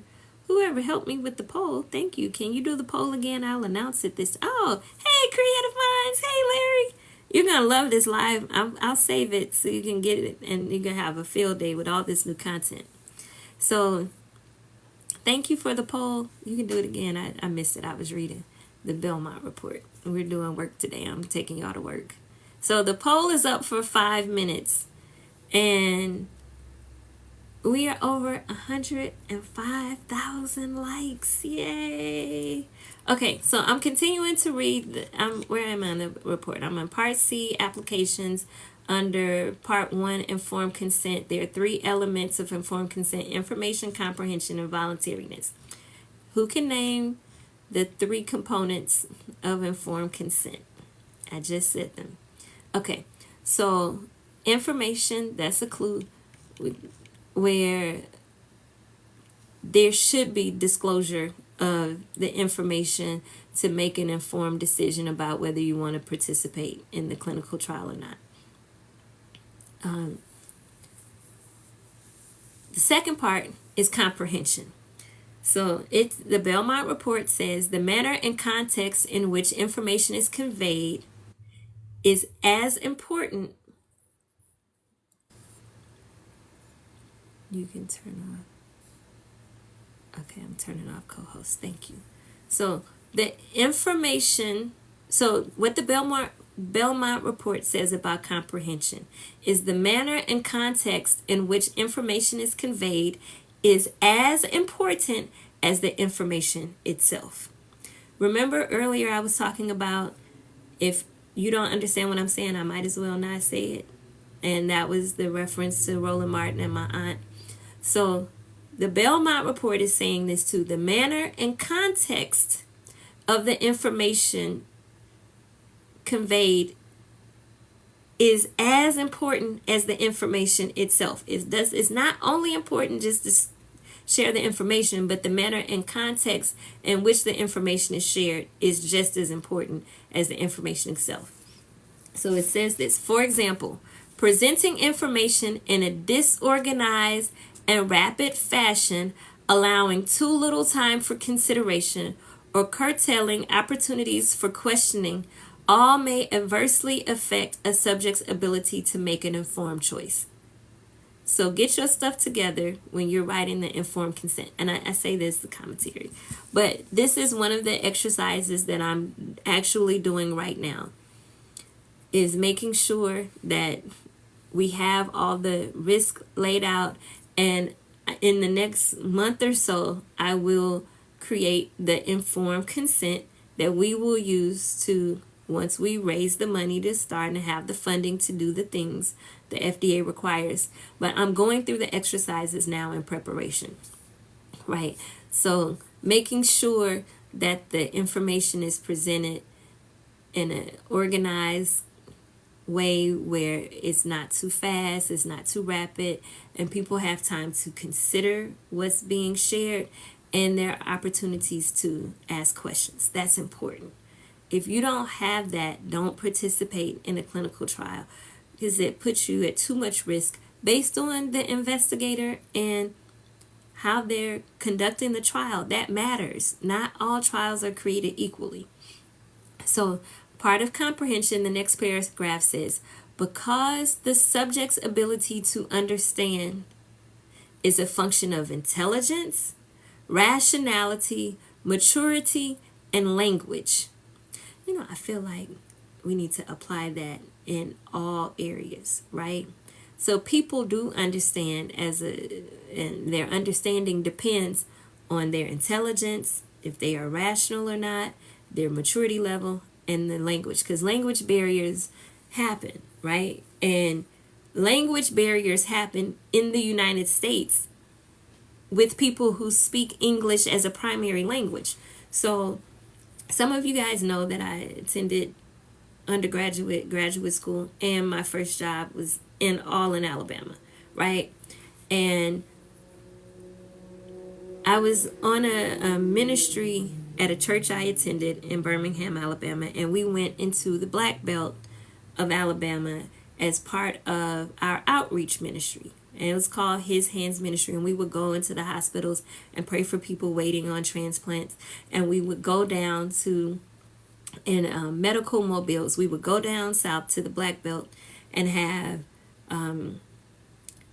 serve kind of like as a primary care physician for people who otherwise did not have transportation to get regular checkups and all of that. So one of the things that happened, thank you for the people who participated in the votes. We had only 4 participate.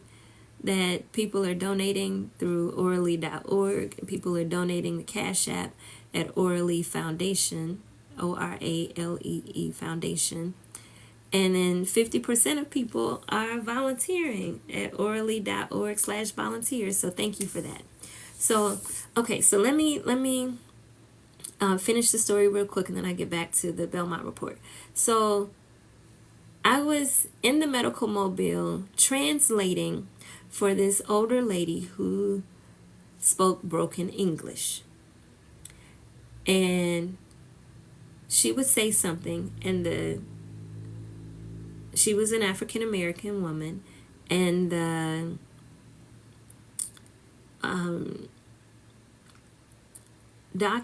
medical doctor was a Caucasian man.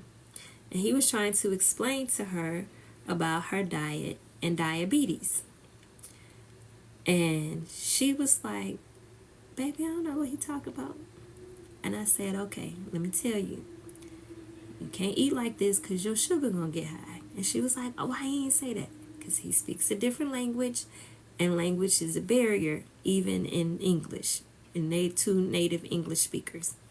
So some of the terms that seem obvious to someone who has a formal education is not going to help Big Mama stop eating white sugar so she can keep her feet. And when I asked her, do you want to keep your feet? She was like, yeah, I like my feet. Then stop eating all this foolishness. Cut out this white sugar. Cut out this pork. Start eating fruits and vegetables. Ideally that you grow on your land down here where y'all don't have street lights. So get back to the basics, what God gave you to eat, and you don't have to worry about losing your feet. You got it? She's like, got it. Long side note, but let me connect it back. So language is one of the barriers to understand consent. So let me keep reading. So because the subject's ability to understand the function, I know that was my random side note. Y'all getting all of this with the Belmont Report today.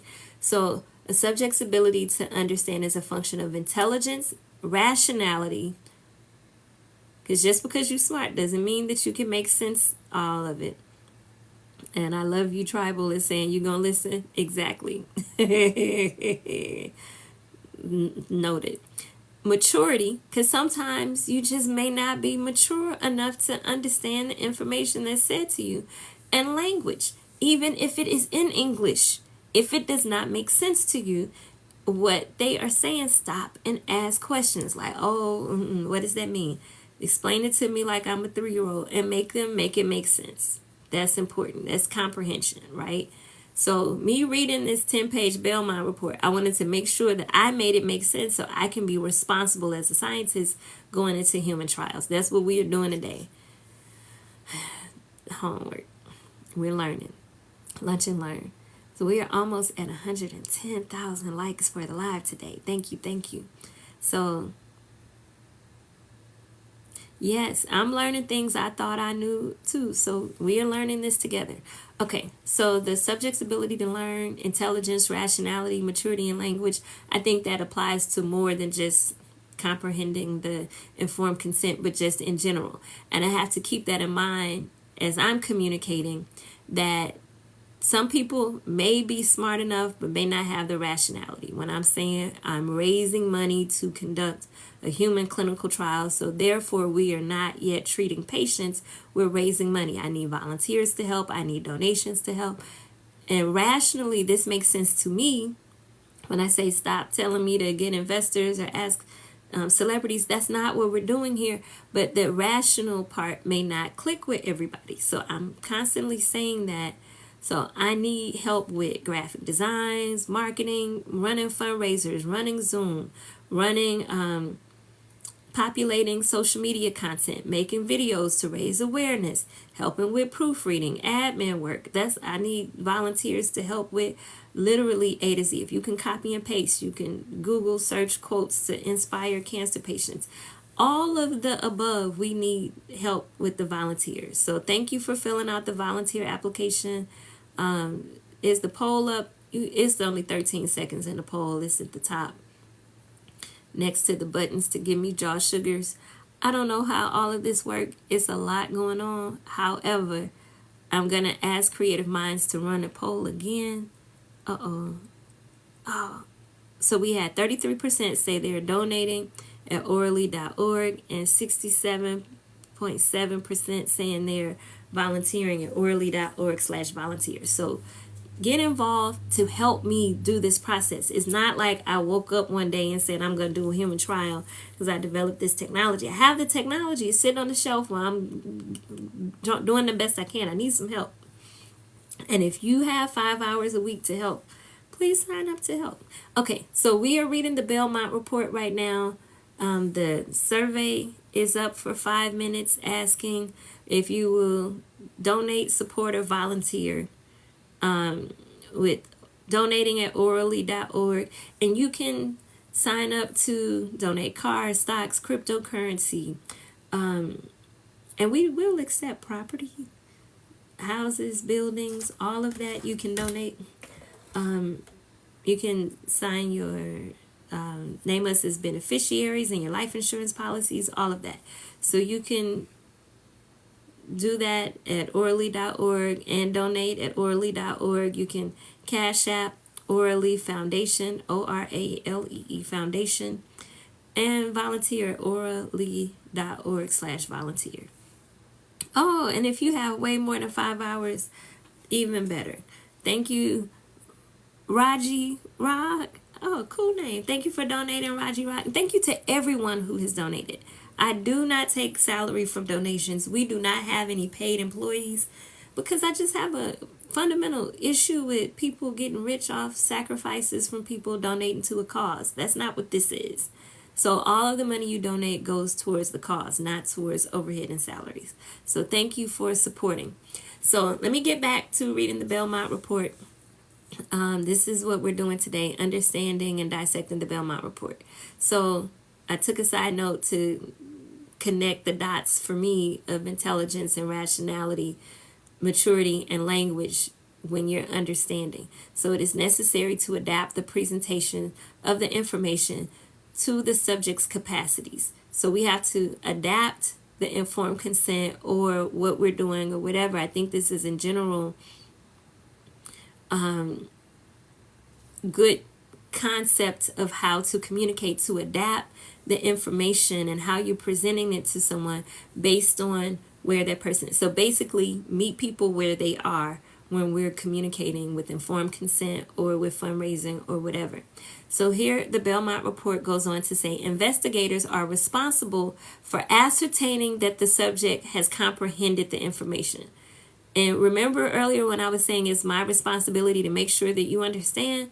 This is the Belmont Report saying the same thing. Investigators are responsible for making sure that the participant or the subject understands. While there is always an obligation to ascertain that the information about risk to subjects is complete and adequately comprehended, when the risks are more serious, that obligation increases. On occasion, it may be suitable to give some oral or written tests for comprehension. So when I'm asking, do you understand what I'm saying? And you guys say yes, that is the oral comprehension, the oral test of comprehension. So let me know if you guys are still following along. We're doing the Belmont Report. Who has been here since the beginning? I'm just curious. We're almost at 110,000 likes, by the way. So continuing on. So special provision may need to be made when comprehension is severely limited. For example, by conditions of immaturity or mental disability.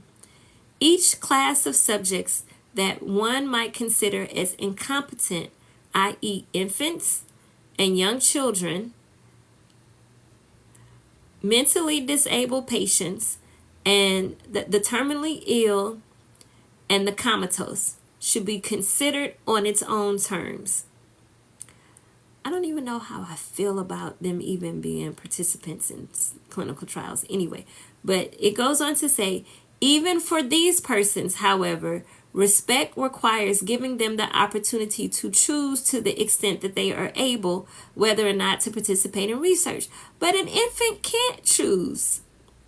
Someone who's comatose can't choose. Young children can't choose. Okay, that's my little soapbox side note. So the objections of these subjects to involvement should be honored. But what if they can't object? Okay, I'm continuing to read. Unless the research entails providing them a therapy unavailable elsewhere.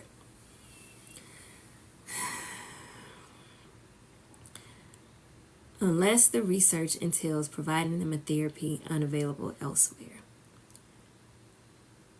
I don't know how I feel about that. How do y'all feel about that? Okay.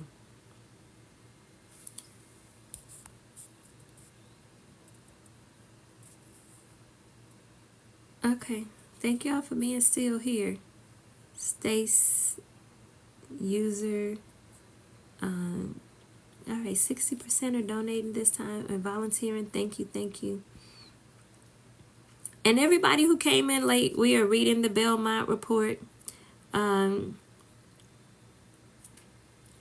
going through this second section of informed consent. The first was information. The second is comprehension.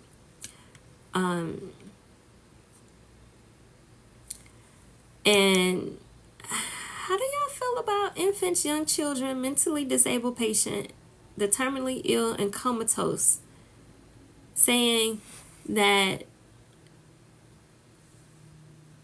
respecting them requires giving them the opportunity to choose to the extent they are able? I don't know that they are able. What do you guys think? Okay. So even for these persons, however, respect requires giving them the opportunity to choose to the extent they are able whether or not to participate in the research. The objections of these subjects to involvement should be honored, but I don't know how they can object, unless the research entails providing them a therapy available elsewhere. So that was a little recap. Respect for persons also requires seeking the permission of other parties in order to protect the subjects from harm. Such persons are thus respected by both acknowledging their own wishes and by the use of third parties to protect them from harm. The third parties chosen should be those who are most likely to understand the incompetent subject situation and to act in that person's best interest. The person authorized to act on behalf of the subject should be given the opportunity to observe the research as it proceeds in order to be able to withdraw the subject from the research if such action appears to be in the subject's best interest.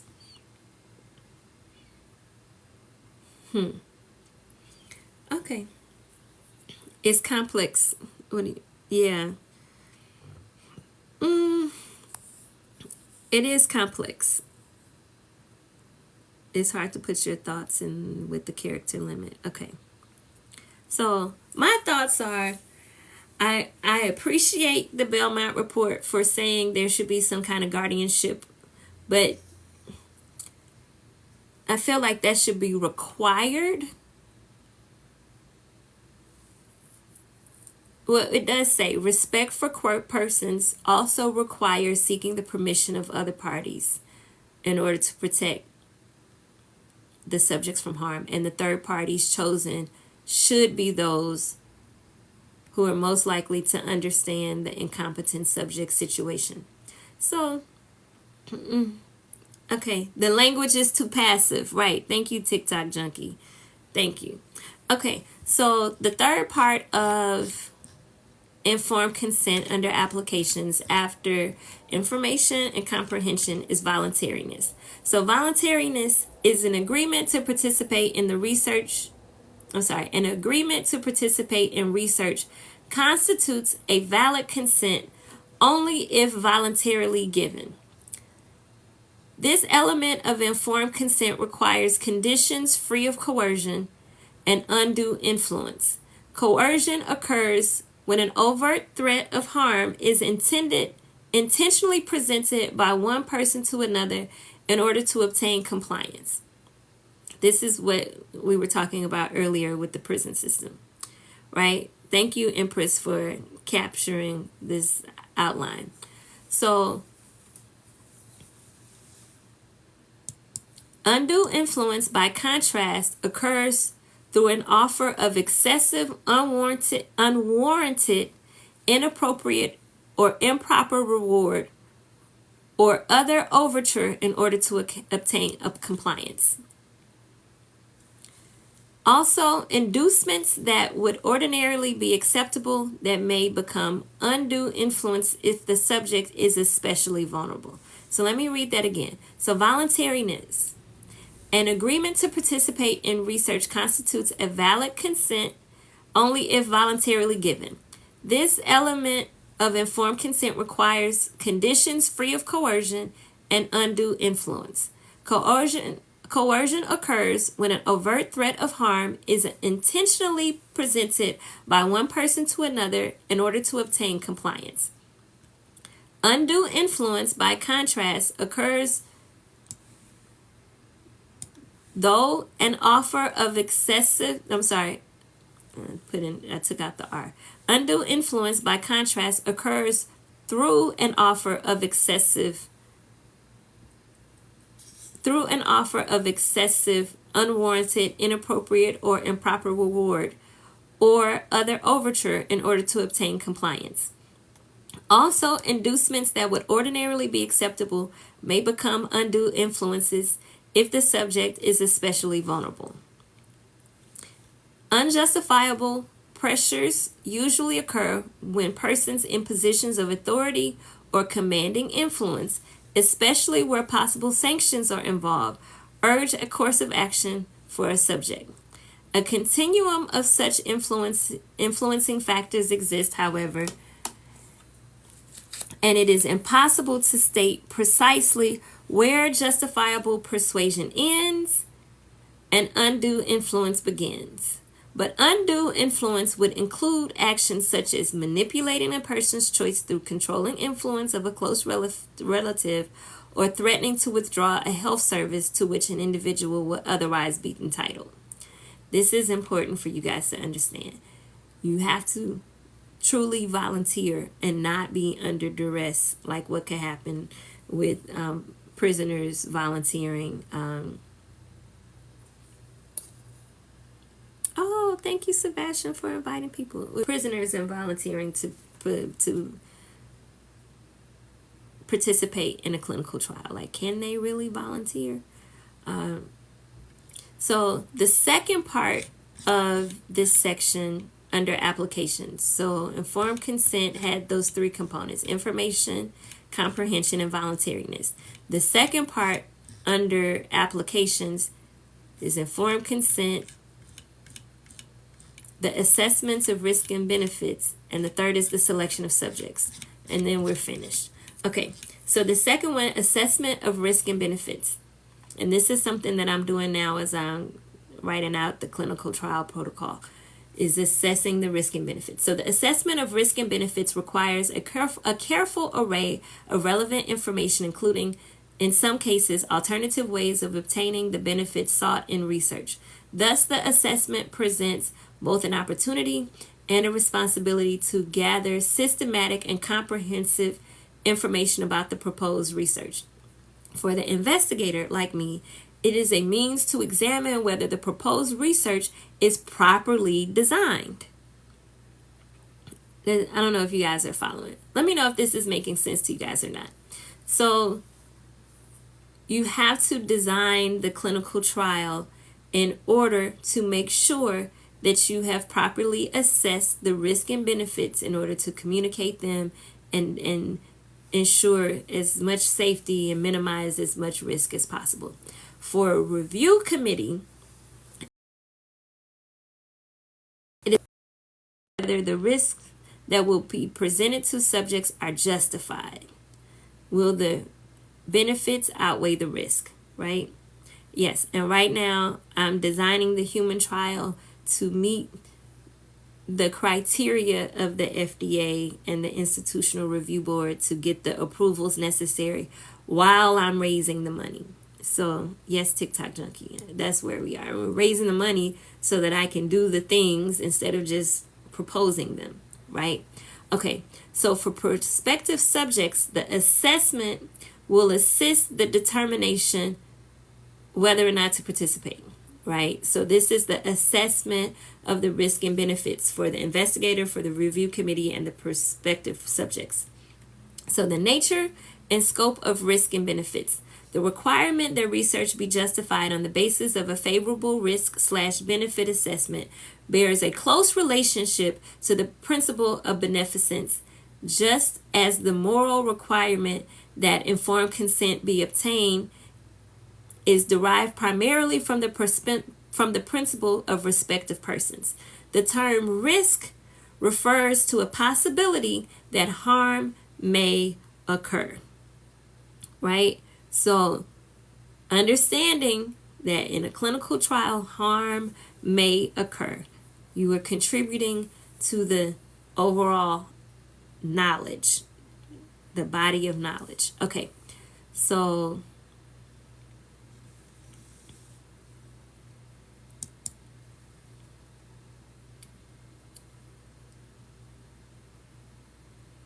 let me find my place.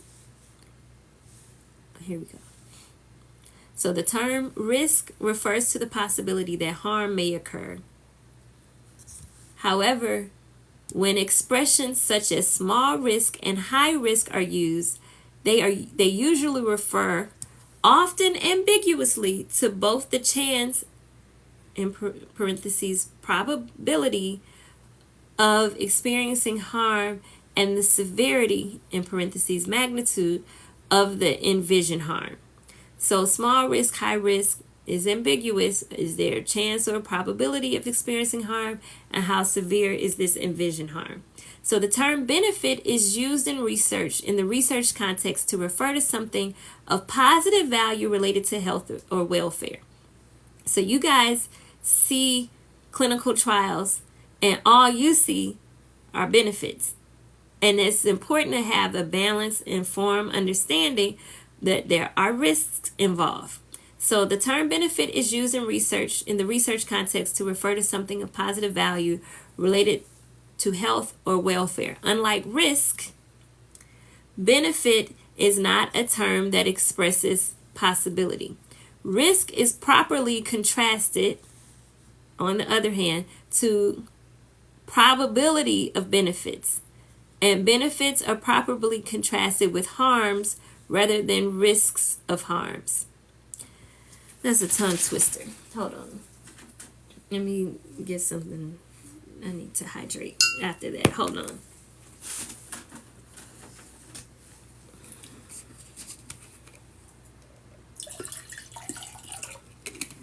This is a lot. This is a lot. Because I'm like, oh, it shouldn't be this complicated. But I hope you guys are following. Let me know if you're following along.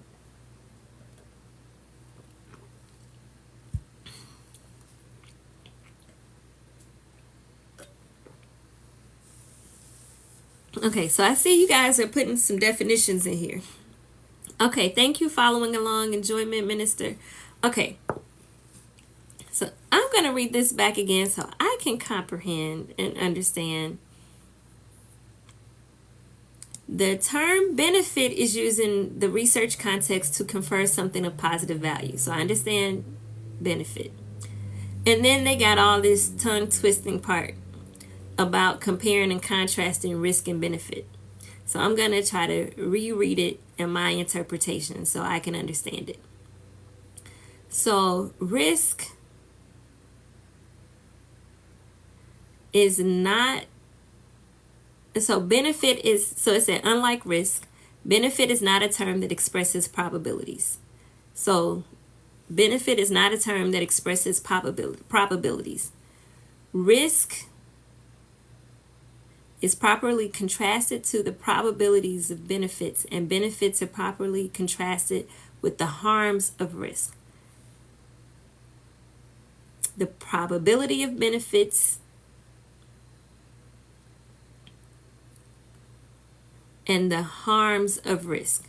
The probability of benefits and the harms of risk. Is this making sense to you guys? The probability of benefits. So, not the probability of harms. The risk of harms and the probability of benefits. Y'all following this? I just want to make sure, make it make sense. Okay. Thank you for my gift. Thank you. Aww. So, the probability of benefits and the risk of harms. Accordingly, the so-called risk-benefit assessments are concerned with the probabilities and magnitudes of possible harms and the anticipated benefits. Many kinds of possible harms and benefits need to be taken into account. There are, for example, risk of psychological harm, physical harm, legal harm, social harm, and economic harm, and the corresponding benefits. This is all new. Did you guys understand that? So, while most types of harms to research subjects are those of psychological or physical pain or injury, other possible kinds should not be overlooked. The risk and benefits of research may affect individual subjects, the families of individual subjects, and society at large, or special groups of subjects in society. Previous codes and federal regulations have required that risk to subjects be outweighed by the sum of both the anticipated benefit to the subject, if any, and the anticipated benefit to society in the form of knowledge to be gained from the research. This is how we justify putting people at risk. That the benefit to the participant, if any, and the benefit to society in the form of knowledge to be gained from the research outweighs the overall risk. Okay. Does that make sense to you guys? Are you guys following?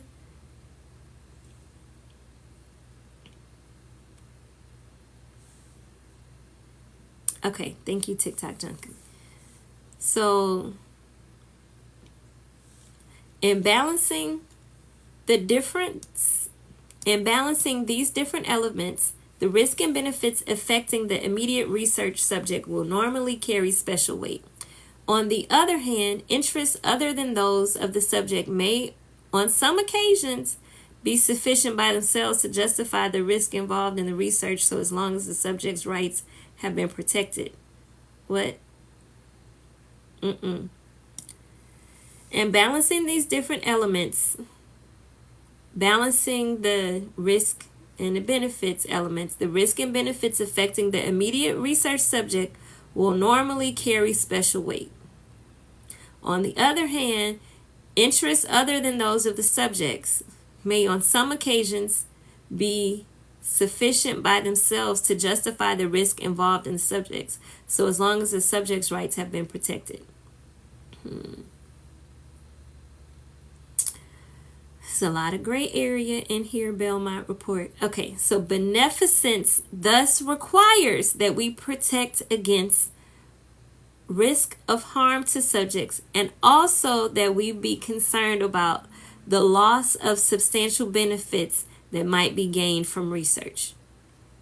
So beneficence thus requires that we protect against risk of harm to subjects, and also that we be concerned about the loss of substantial benefits that might be gained from research. So this is under assessment and risk in the Belmont Report.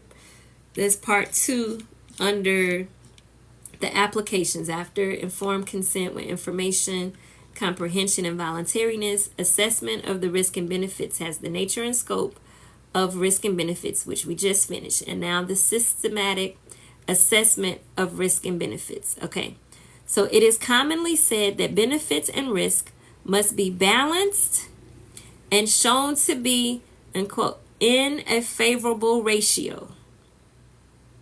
So it is commonly said that benefits and risk must be, unquote, balanced and shown to be in a favorable ratio. The metaphorical character of these terms draws attention to the difficulty of making precise judgments. Only on rare occasions will quantitative techniques be available for the scrutiny of research protocols. What? Only on rare occasions will quantitative techniques be available for the scrutiny of research protocols. Okay, qualitative techniques should be available, but whatever. However, the idea of systematic, non-arbitrary analysis of risk and benefits should be emulated insofar as possible. This sounds really subjective to me. What are you saying oops about? Okay. This very subjective. It's so broad, right? So this is why I'm reading this Belmont report to you, because this is 2024. This was written in 1979 and required for me to read to do human subjects research at the Atlanta VA today, right? So I'm reading this with you guys, unpacking it, because I didn't think that most of you guys had ever had to read the Belmont report or knew what it was either. So here we are. So, however, the idea of systematic, non-arbitrary analysis of risk and benefits should be emulated insofar as possible. This ideal requires that those making decisions about justifiable research. Let me start that sentence over. This ideal, I don't know why I can't read. I think I might be getting a little tired, but I'm going to continue unpacking because we are almost there. So this ideal requires those making decisions about the justifiability of research to be thorough in the accumulation and assessment of information about all aspects of research and to consider alternatives systematically. So when you guys are giving the FDA a hard time, they are truly trying to be thorough in the accumulation and assessment of information about all aspects of the research and to consider alternatives systematically. So this is why I'm glad that I have some other geeks in the room that enjoy learning. But this is why we are going through the FDA. So the people who are required to make the decisions about the justifiability of research can be thorough in the accumulation and assessment of information about all aspects of my research too. This is why they are there. So this procedure renders the assessment of research more rigorous and precise while making communication between the review board members and the investigators less subject to misinterpretation, misinformation, and conflicting judgments. This is the whole point. Between the FDA, the institutional review boards, the scientists, and the institutions, right? I'm saying all of this has to be on the same page. So, thus, there should be first a determination of the validity of the presuppositions of the research. Then the nature, probability, and magnitude of the risk should be distinguished with as much clarity as possible. The method of ascertaining risks should be explicit, especially where there is no alternative to the use of such vague categories as small or slight risks.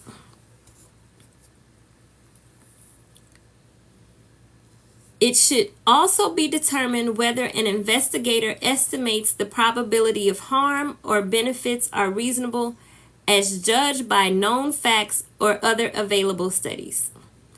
So I like that this is part of the Belmont Report. So finally, assessment of the justifiability of research should reflect at least the following considerations. And there are 5 following considerations, right? So the assessment of justifiability of research should reflect at least the following 5 considerations.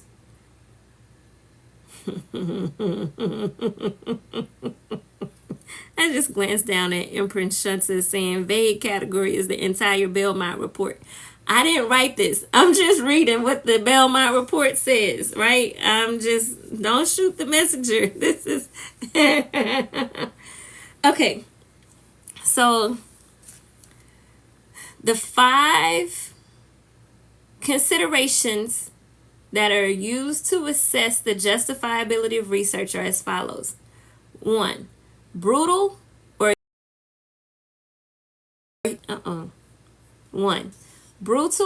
inhumane treatment of human subjects is never morally justified.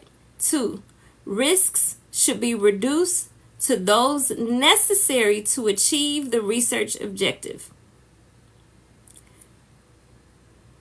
It should be determined whether it is in fact necessary to use human subjects at all. Risk can perhaps be entirely eliminated. Risk can perhaps never be entirely eliminated, but it can often be reduced by careful attention to alternative procedures. Okay, that's good. Like animal studies, I know people don't like that. Everything cannot be tried without the use of animals when it comes to developing treatments, but maybe some makeup can. But anyway, so risk can perhaps never be entirely eliminated, but it can often be reduced by careful attention to alternative procedures.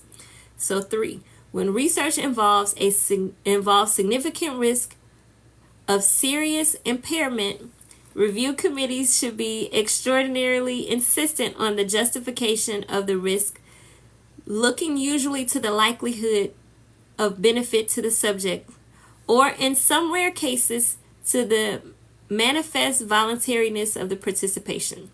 So 4, when vulnerable populations are involved in research, the appropriateness of involving them should itself be demonstrated. A number of variables go into such judgment, including the nature and degree of risk, the condition of the particular population involved, and the nature and level of the anticipated event benefits. And 5, relevant risks and benefits must be thoroughly arrayed in documents and procedures used in the informed consent process. Okay, what did I just read? Does this make sense? Are you guys following along? Understanding it all? So it's 5 ways to justify the considerations of if research is justifiable or not. If it's not brutal or inhumane, the risks have been mitigated, the research involves significant risk of serious impairment, the review committee should be extraordinarily insistent on the justification of the risk. So the risk are minimized. So the risk, so it's not brutal or inhumane. The risk have been reduced. The risk are justified. Vulnerable populations are not exploited, and the relevant risk and benefits have been documented in a document, right, and used in the informed consent process. That's what I understood. So this is my interpretation. Y'all can agree, disagree, tell me yes, you got it. That totally lost me. I hope my summary came back and brought it back to everyone, because I wanted to make sense to me too. So did my summary make sense? Yes, that's using the previous definition of risk. So under the Part C applications of the Belmont Report, we had informed consent that had the subcategories of information, comprehension, and voluntariness. Then we had Part 2 is the assessment of risk and benefits with the nature and scope of risk and benefits, systematic assessment of risk and benefits, and then under the systematic assessment of risk and benefits were these 5 considerations: that is not brutal or inhumane, the risks have been minimized, that the people are volunteering, that the significant risks have been, the benefits outweigh the risk, I should say that. The vulnerable populations are not unduly being targeted, and the risk and benefits are documented in the informed consent process. I hope that summary was helpful. And so Part 3 of this section is the selection of subjects. So we had the applications of what we learned earlier in the Belmont Report: informed consent, assessment and risk of benefits, and then the third part is the selection of subjects. How do you select people to participate in a clinical trial? How do you select people to participate in a clinical trial? So the selection of subjects.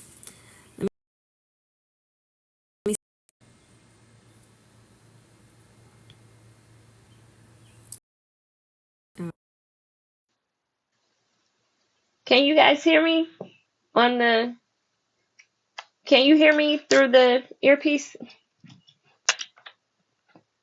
Let me know if you can hear me or not on the earpiece. Okay, so you can hear me through the, okay, that has charged now. I'm letting my phone charge, and then I'll switch back over to the wire. All right, thank you, and we are back. All right, so selection of subjects. How do you decide who can participate? So just as the principle of respect for person finds expression in the requirement for consent, and the principle of beneficence in risk-benefit assessment, the principle of justice gives rise to moral requirements that there be fair procedures and outcomes in the selection of research subjects. Does that make sense? So, but thank you, J Love, for the Cash App donation. I appreciate that. So, the principle of beneficence. So, the respect of persons goes with consent. Beneficence is part of the risk-benefit assessment, and the principle of justice comes in with the fair procedures and outcomes in the selection of research subjects. Okay, I hope you guys, yeah. So let's keep going. So justice is relevant to the selection of subjects of research at 2 levels. How many levels? Are y'all still with me? 2 levels. Y'all still with me? Okay, thank you, Empress Shanta. So what are the 2 levels? The social and the individual. The social and the individual. Justice is relevant to the selection of subjects of research at 2 levels, the social and the individual levels. Individual justice, thank you for my Josh Sugar. So individual justice and the selection of subjects will require that research exhibit fairness. What's fair?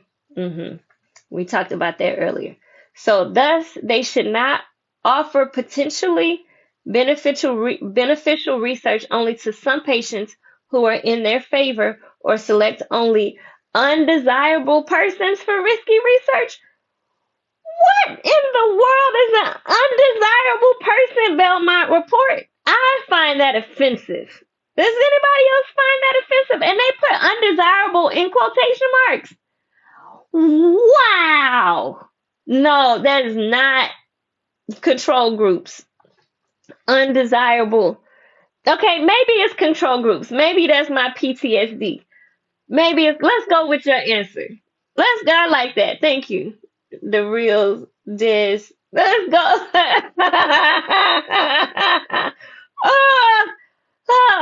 Okay. All right. Really LOL. So it says justice is relevant to the selection of subjects of research at 2 levels, social and individual. Individual justice is the selection of subjects would require that research exhibit fairness. Thus, they should not potentially benefit research only. They should not offer potentially beneficial research only to some patients who are in their favor, or select only undesirable persons for risky research. I think if they had said, or only select, no, the way this sentence, this is not the control group. This is not the control group, the way they wrote this sentence. I'm going to start over again, because I don't want to, and I don't want to jump to conclusions, but that it seems offensive to me. It says individual justice in the selection of subjects would require that research exhibit fairness. And it's a colon. Thus, comma. They should not offer potentially beneficial research only to some patients who are in their favor, okay, or select only undesirable persons for risky research. Yes, this was 1979 when they wrote that, and I think they meant exactly what I think they meant, undesirable persons, because undesirable is in quotes, persons. Wow, Belmont Report. Okay, so social justice requires that distinction be drawn between classes of subjects that ought and ought not to participate in any particular kind of research based on the ability of members of that class to bear burdens and on the appropriateness of placing further burdens on already burdened persons.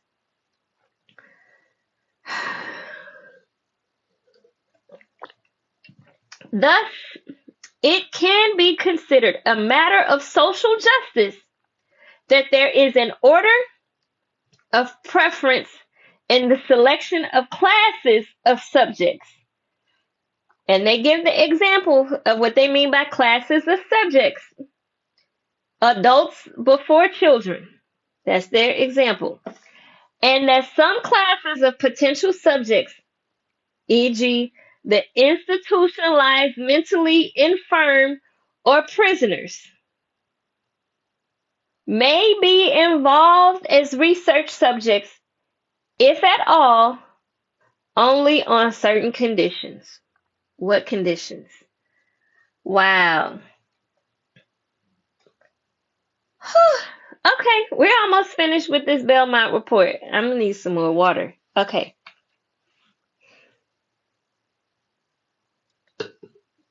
This is heavy. I need some hearts in here. Can I get some love in this room, please? They said what they said and meant it. Yes, they did. Who said that? Just Netta. Hey, Just Netta. Oh, thank you. Thank you, Neil. Thank you, Detroit. Thank you for my hearts. We're at almost 116,000 hearts. Thank you. We just hit 116,000 hearts. Woo! Right. Oh, thank you, Critical. Thank you for my heart. This was heavy. This was my work today. So I appreciate y'all coming to work today with me and learning about this Belmont report, reading, dissecting. We have only a couple more paragraphs to go. We're going to get through this, but I just needed to take a break after that last one with, undesirable persons and mentally infirmed or prisoners may be involved as subjects if only under certain, what conditions? Okay.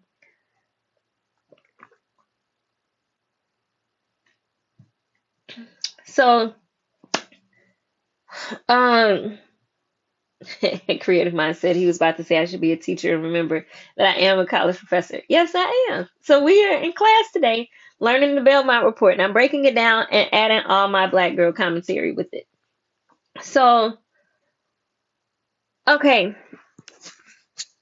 So injustices may appear in the selection of subjects. Oh, even if individual subjects are selected fairly by investigators and treated fairly in the course of research. I need y'all to explain this. Are y'all on the edge of your seat too? Thus, injustices arise from social, racial, sexual, and cultural biases institutionalized in society. Okay, I'm going to keep reading. Thus, even if individual researchers are treating their research subjects fairly, and even if IRBs, which stands for Institutional Review Boards, are taking care to assure that subjects are selected fairly within a particular institution, unjust social patterns may nevertheless appear in the overall distribution of the burdens and the benefits of research. Although individual institutions or investigators may not be able to resolve a problem that is pervasive in their social setting, they can consider distributive justice in selecting research subjects. Side note, do you guys know that African Americans are not usually asked to volunteer to participate in research? It's usually older Caucasian men.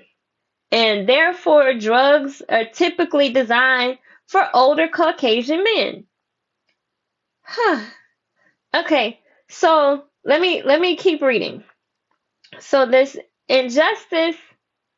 So some populations, especially institutionalized ones, so prisoners or the mentally infirm, as they refer to them. institutionalized mentally infirm or prisoners. So some population, as how Belmont Report designs this, some population, especially institutionalized ones, are already burdened in many ways by their infirmities and environments. Put some hearts in here, because this is heavy. So when research is proposed that involves risks and does not include a therapeutic component or other less burdened classes of persons should be called upon first to accept these risks of research, except where research is directly related to the specific conditions of the class involved. Are y'all hearing this? Oh my gosh. Okay, I'm going to read this again just to make sure I read it right. Some populations, especially institutionalized ones, are already burdened in many ways by their infirmities and environments. When research is proposed that involves risks and does not include a therapeutic component, other less burdened classes of persons should be called upon first to accept these risks of research, except where the research is directly related to the specific conditions of the class involved. Also, even though public funds for research may often flow in the same directions as public funds for healthcare, it seems unfair that populations dependent on public health care constitute a pool of preferred research subjects if more advantaged populations are likely to be the recipients of the benefits. Y'all, the Belmont Report of 1979.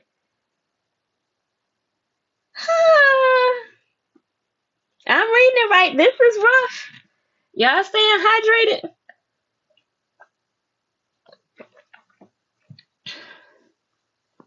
Okay. All right. Last paragraph before we get to the cliff notes says, one special instance of injustice results from the involvement of vulnerable subjects. Who are the vulnerable subjects? Certain groups, according to the Belmont Report, such as racial minorities, I don't want to incorrectly use quotations because they did not, but certain groups such as racial minorities, the economically disadvantaged, the very sick, and the institutionalized, which they have defined earlier as mentally infirm or prisoners, may continually be sought as research subjects,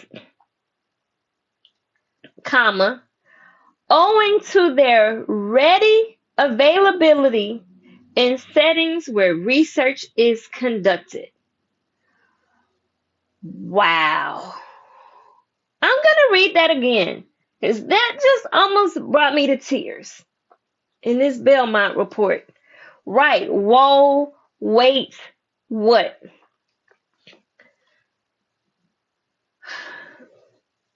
The Belmont Report of 1979, the last paragraph says, one special instance of injustice results from the involvement of vulnerable subjects. What do you mean, Belmont Report? Belmont Report goes on to say, certain groups, and let me repeat, let me know in the chat or if y'all are hearing this. Certain groups. This is an actual document that I'm required to read for work. The Belmont Report -508C_final. This is the report that I'm required to read for at the Atlanta VA through the city training that I'm required to read to do human subjects research from 1979, the Belmont Report, the last paragraph. Are y'all hearing this? It says, one special instance of injustice results from the involvement of vulnerable subjects, certain groups, such as racial minorities, the economically disadvantaged, the very sick, and the institutionalized may continually be sought as human subjects, owing to their ready availability in settings where research is conducted. Given their dependent status and their frequently compromised capacity for free consent,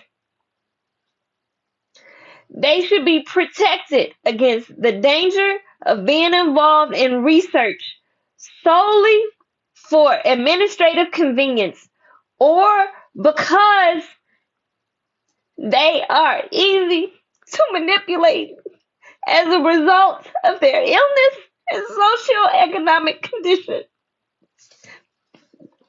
This is upsetting. Is anybody else up here upset? This is upsetting.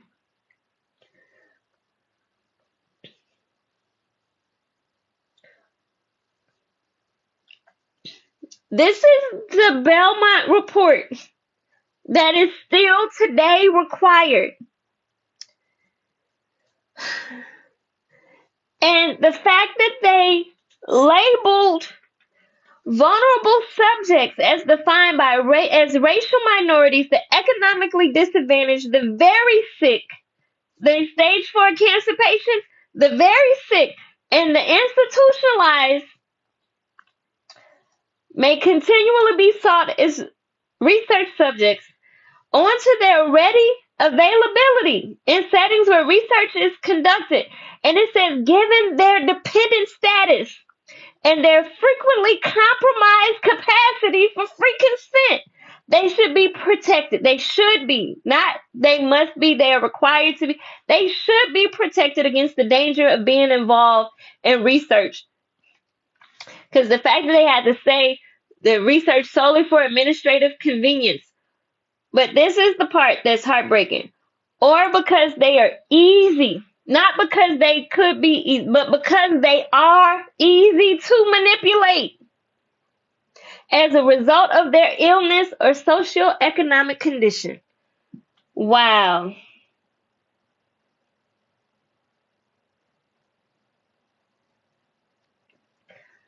Because they are easy to manipulate or a result of their socioeconomic. That's the last sentence.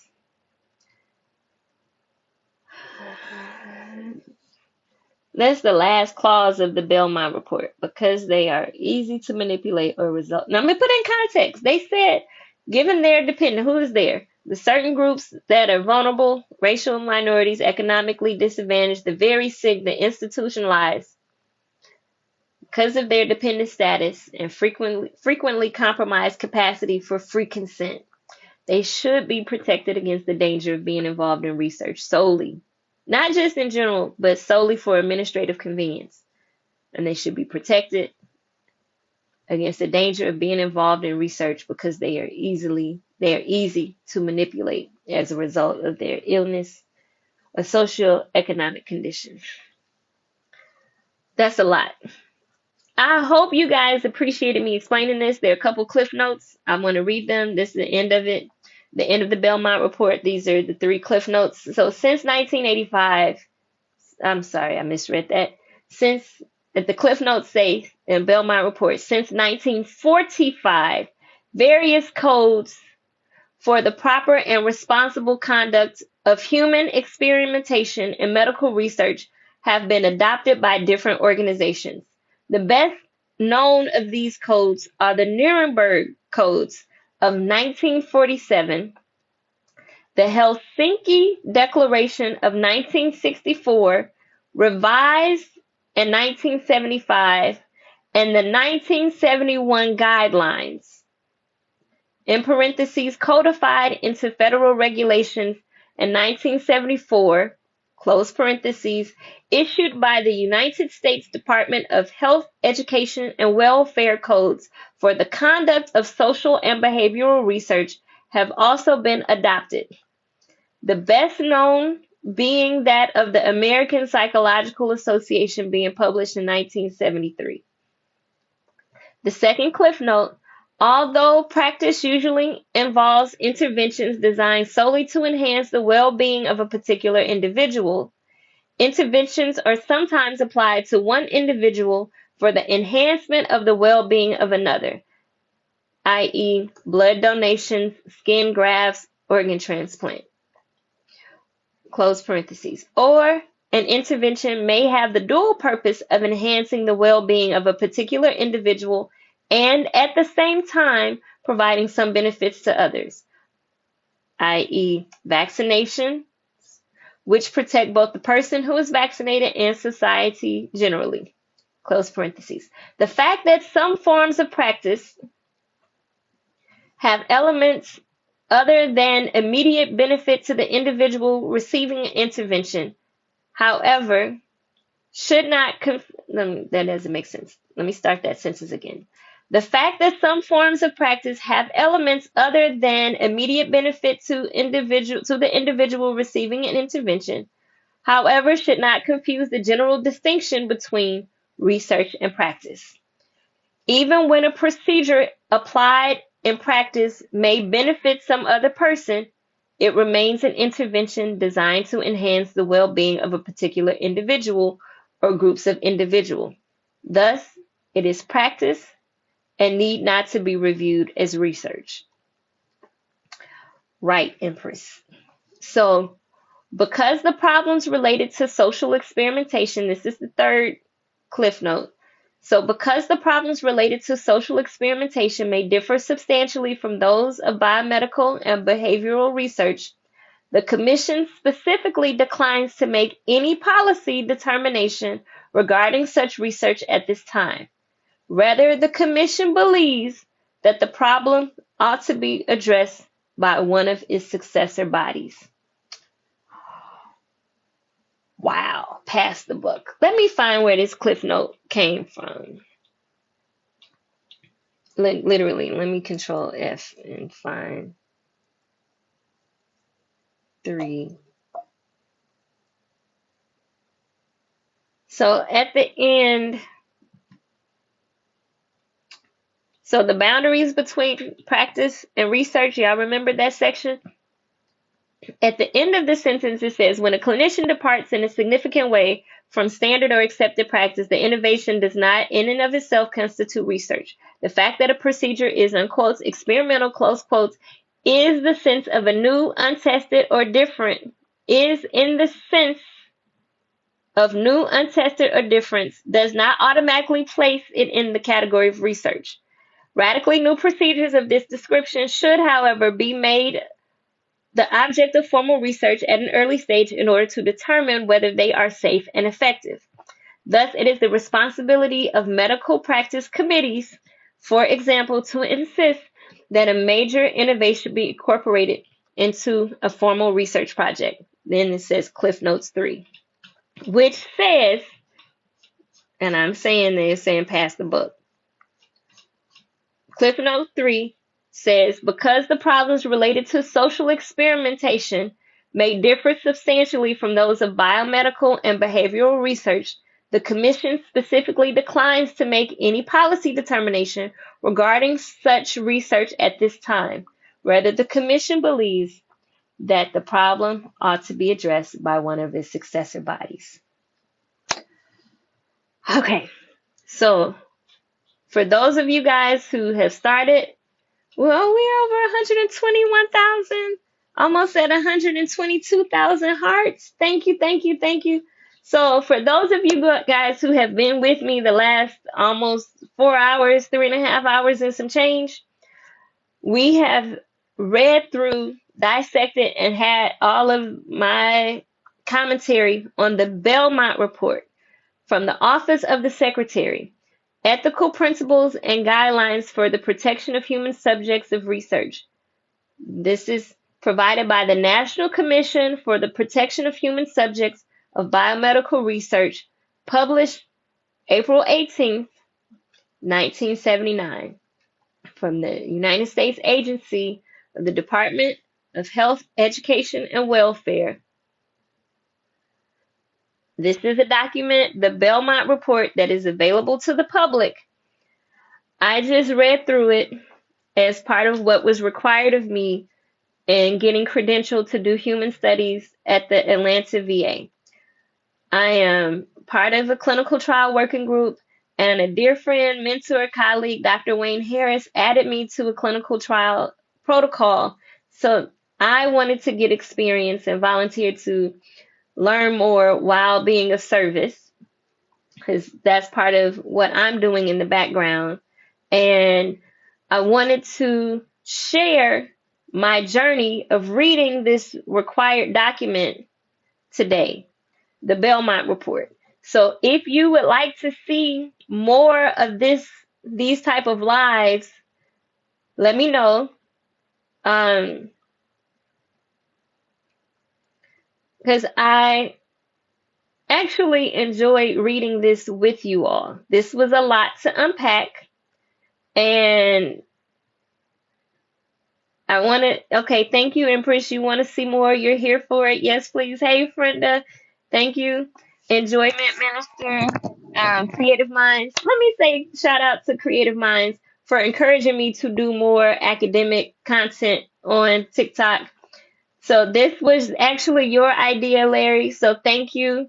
Thank you to everyone who took time today to read through and share the experience of me reading through the Belmont Report. Because some of you guys don't know, like, I struggle with dyslexia, and I did all my life. So I read out loud. And some people say, well, if you're slow, well, I'm not slow, and I read out loud.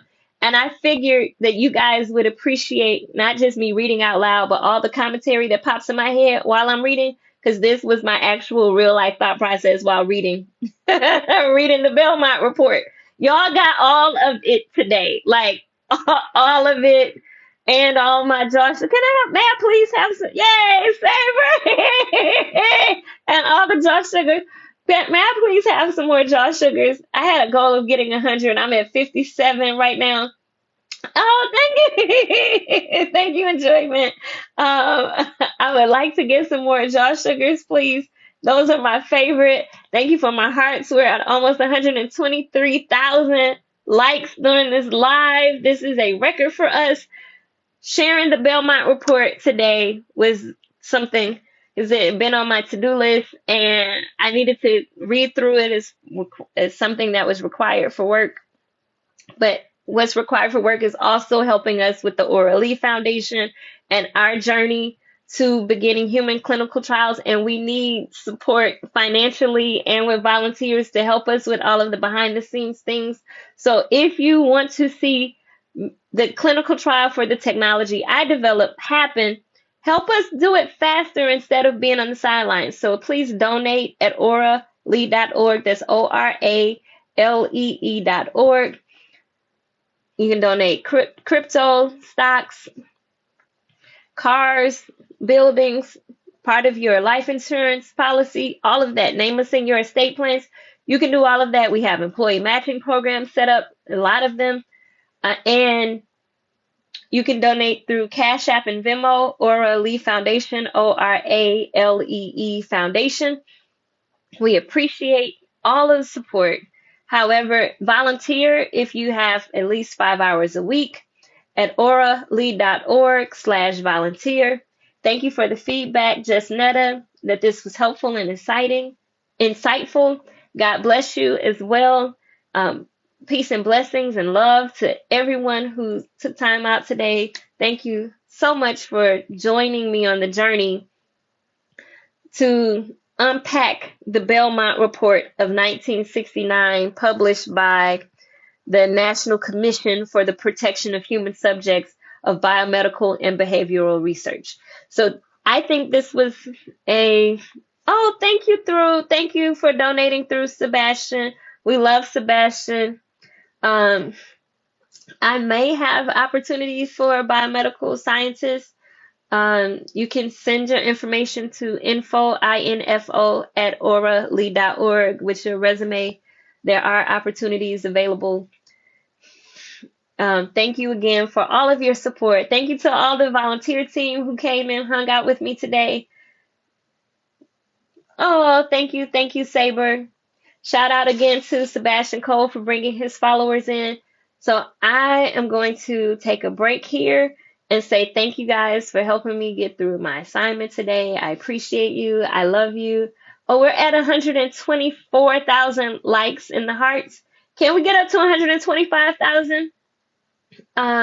Thank you for doing the surveys. Thank you for all the volunteers. Okay, thank you, thank you. So, oh, I appreciate you guys. Thank you for my jaw sugar. TikTok junkie. I love my jaw sugars. Those really do make me giggle. I feel like I'm being tickled, and I'm ticklish. So I appreciate that. And just as a side note, it is hot in Georgia, and my thermostat goes from hot to cold. So I'm over here sweating. And then I'm chilly and my nose is getting stuffy because it's so cold in here. But it's like when the air cuts off, it gets hot so fast because it's June in Georgia. Jesus. It's hot, y'all. It's hot. So, okay, thank you. I'm giving you time. Oh, we got to 25.7 thousand. Y'all went fast. Like yesterday, give me a minute. And before I blink, so I think we can get to 130,000 real quick. Can we get to 130,000 real quick just to have a round number? We just went 126,000. You guys are amazing. Thank you, thank you, thank you. This is the highest number of hearts and likes that I've had in a live.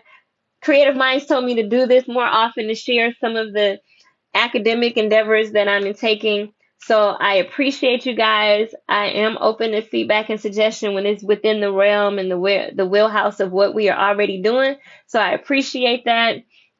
I love each of you. I'm praying for you. Thank you for being part of this journey with me. Thank you to the people who have already supported. We do have new volunteer orientations periodically throughout the month.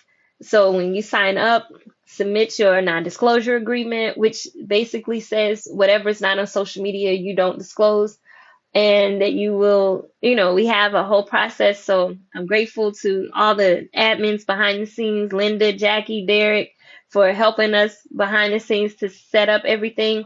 Okay, so the volunteer opportunity, I have a nonprofit, the Aura Lee Smith Cancer Research Foundation. We are endeavoring to raise the money to cover the costs for human clinical trials for the technology I developed using lasers and nanotechnology that has demonstrated the ability to eliminate human cancer in laboratory mice after 1 10-minute treatment over the course of 15 days. So most of you guys know about that part, right? So, oh yay, we hit 130,000. Let's keep going while I tell about the volunteer opportunity, please. Excuse me. So with that, the all volunteer team is behind the scenes helping us raise the money to ensure this technology will be affordable and accessible for all, right? So the volunteers don't need to come in the lab. I've taken care of that part. The volunteers need to help me with the fundraising and the awareness aspect and helping with establishing partnerships with companies and businesses and getting sponsorships and helping host fundraisers and even things like running Zoom fundraisers and passing out flyers at football games and all the things, right? From copying and pasting the motivational, inspirational quotes that we put out, curating the content that we put on social media to continue to maintain a presence on social media, making videos, being an ambassador, speaking in your community. We have a formal volunteer program so that everything that's happening is official, right? So if you have 5 hours a week or more, and you can be consistent for at least a year, and and don't judge me when I say this, and you are reliable, responsible, and not flaky, please consider joining our volunteer team to give back in honor of a loved one that you lost to cancer, in honor of yourself, or simply to help us reach our goals faster, to raise the first $10 billion that we need. We just hit 135,000 likes. Yay! Thank you, thank you, thank you, thank you. Community outreach, yes, financial planner, project management, volunteer coordinators, yes, all of that, right? If you can follow directions and copy and paste, Oh, yes. So we need all of that. Thank you, creative minds. So I did mention sororities and fraternities. We do have um, partnership agreements in place, MOUs, whatever you call them, with 5 national Black Greek letter organizations. We need help managing and operationalizing those partnership agreements. And just so that you guys know, while we close out here, we have national partnership agreements with my beloved sorority, Delta Sigma Theta sorority,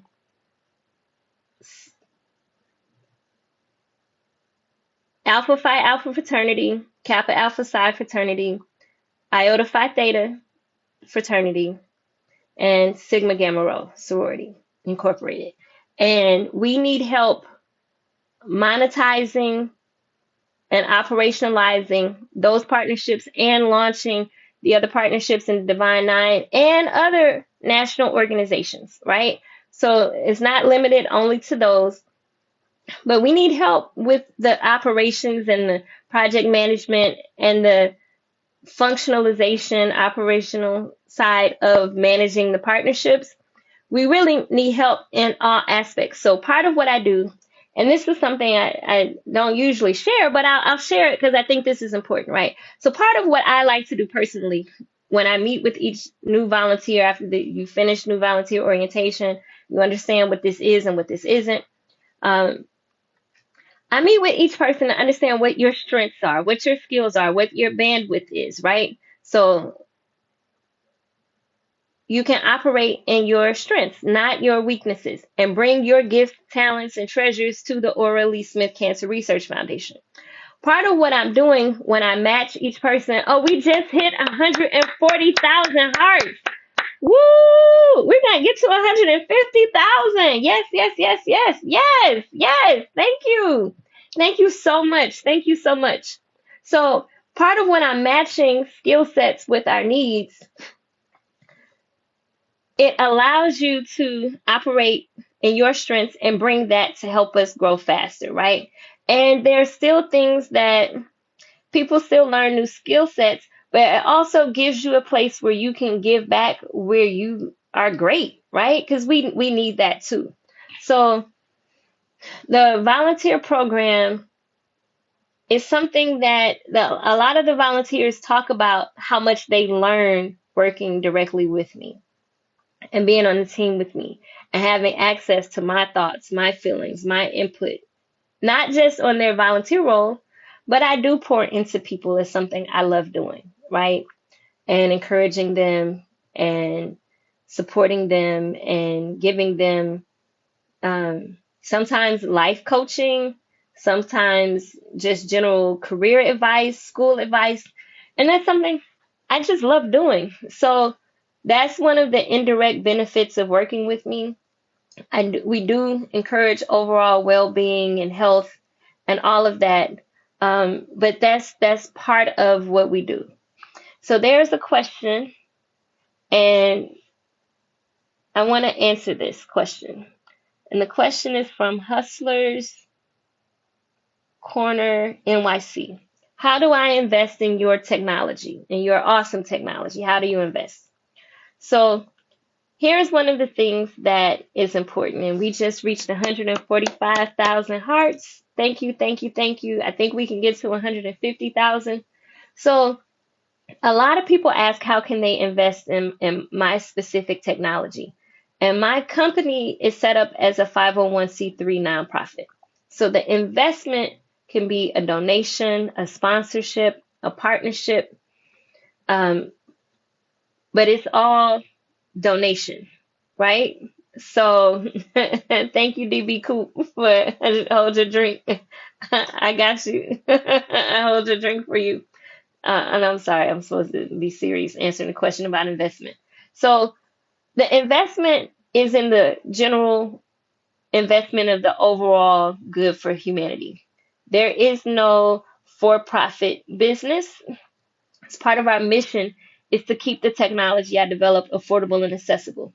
So if you are an angel investor and you want to give for the sake of doing what is right and good for humanity, we will accept that. But general investors for the sake of a return on profit, that's not what this is. And I know people think, oh, well, you could raise the money faster. Not necessarily. As a small startup company, we have actually been more successful than most startup companies in our crowdfunding endeavor. So I won't apologize, but I do want to just say very clearly, this is not an investment opportunity. This is truly a cause to save humanity and keep the technology I've developed affordable and accessible for all. So if you have a heart to help people, if you believe in putting people over profit, if you believe in doing what's right for the sake of doing what's right, please donate and volunteer and support our cause. So thank you to everyone. Oh, we just made 150,000. Thank you, thank you, thank you, thank you, thank you, thank you, thank you so much. 150,000 likes. Wow.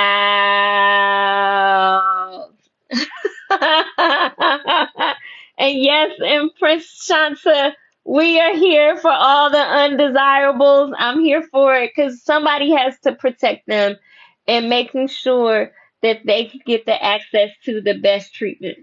So I have not eaten. I am praying that you guys will continue this momentum and go donate, go to volunteer. Okay, thank you, Chloe. So sign up to volunteer at oralee.org. That's oralee.org/volunteer. The links are in my bio. You can also donate with the links in my bio. I'm so glad that you guys appreciate how precious and special this time together was. It was special and precious for me too, and I appreciate you guys sharing that you feel honored to be here, that I poured into you during this live. Creative Minds is asking, what am I eating? So I have leftovers, and I was going to decide if I'm going to eat leftover Ethiopian food or if I'm going to eat leftover fish and grits. But both are leftovers, and both will be eaten between today and tomorrow lunch because they were so good. And I do not believe in wasting food, but they were so good. I love Ethiopian food. I love fish and grits because, yes. So, and oh, I had thank you, Empress Shanta, that you need this outside of TikTok because I do this, and Creative Minds can tell you. I don't know who else is still here, but I do this on Tuesdays. Most Tuesdays at our all team meeting, I pour in and we have a good time. We have a good time like this. So, oh, let me tell you guys, as a random side note that is completely unrelated to everything official, but related to what am I about to eat? Um, Yellow watermelon. Like, have y'all ever seen yellow watermelon? Oh my God. Yellow watermelon changed my life yesterday. Did you guys know about yellow watermelon? Yes, I was yesterday years old. Yes, that is the thing. Have y'all ever seen yellow watermelon? Okay. Let me take y'all with me. I think I can take y'all. Do I have enough? I have enough juice. I'm gonna take you guys with me to see yellow. I don't know why. I'm tired. I need to get off of here. But yellow watermelon is a thing. And I'm gonna get some light in here in a minute. And I was trying to find black seed watermelon because black seeds are supposed to be the best kind, right? So let's see.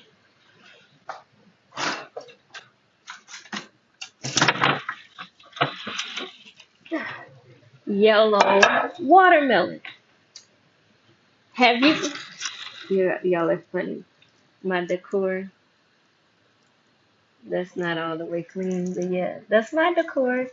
It's lived in, but I love decorating. So you had yellow watermelon before? I never heard about it. So yellow watermelon looks like honeydew, kind of tastes like candy. Amazing. Oh my God. Like, because we may be a mixed company, I do not eat watermelon on camera. For those of you guys who can appreciate that, just laugh at me in the comments. But it tastes like candy. Right. Yellow watermelon. And the seeds in here are the seeds in here are like light brown and white. That's why y'all love me, because all of this, right? Yes, family. So yellow watermelon looks like regular watermelon on the outside, on the inside tastes like candy. Oh my God. Amazing. Yes, candy. I don't know if the guy on the side of the road, let me tell y'all, because I need to shout him out. Because he was so where I got half of my shrimp, my fish and grits.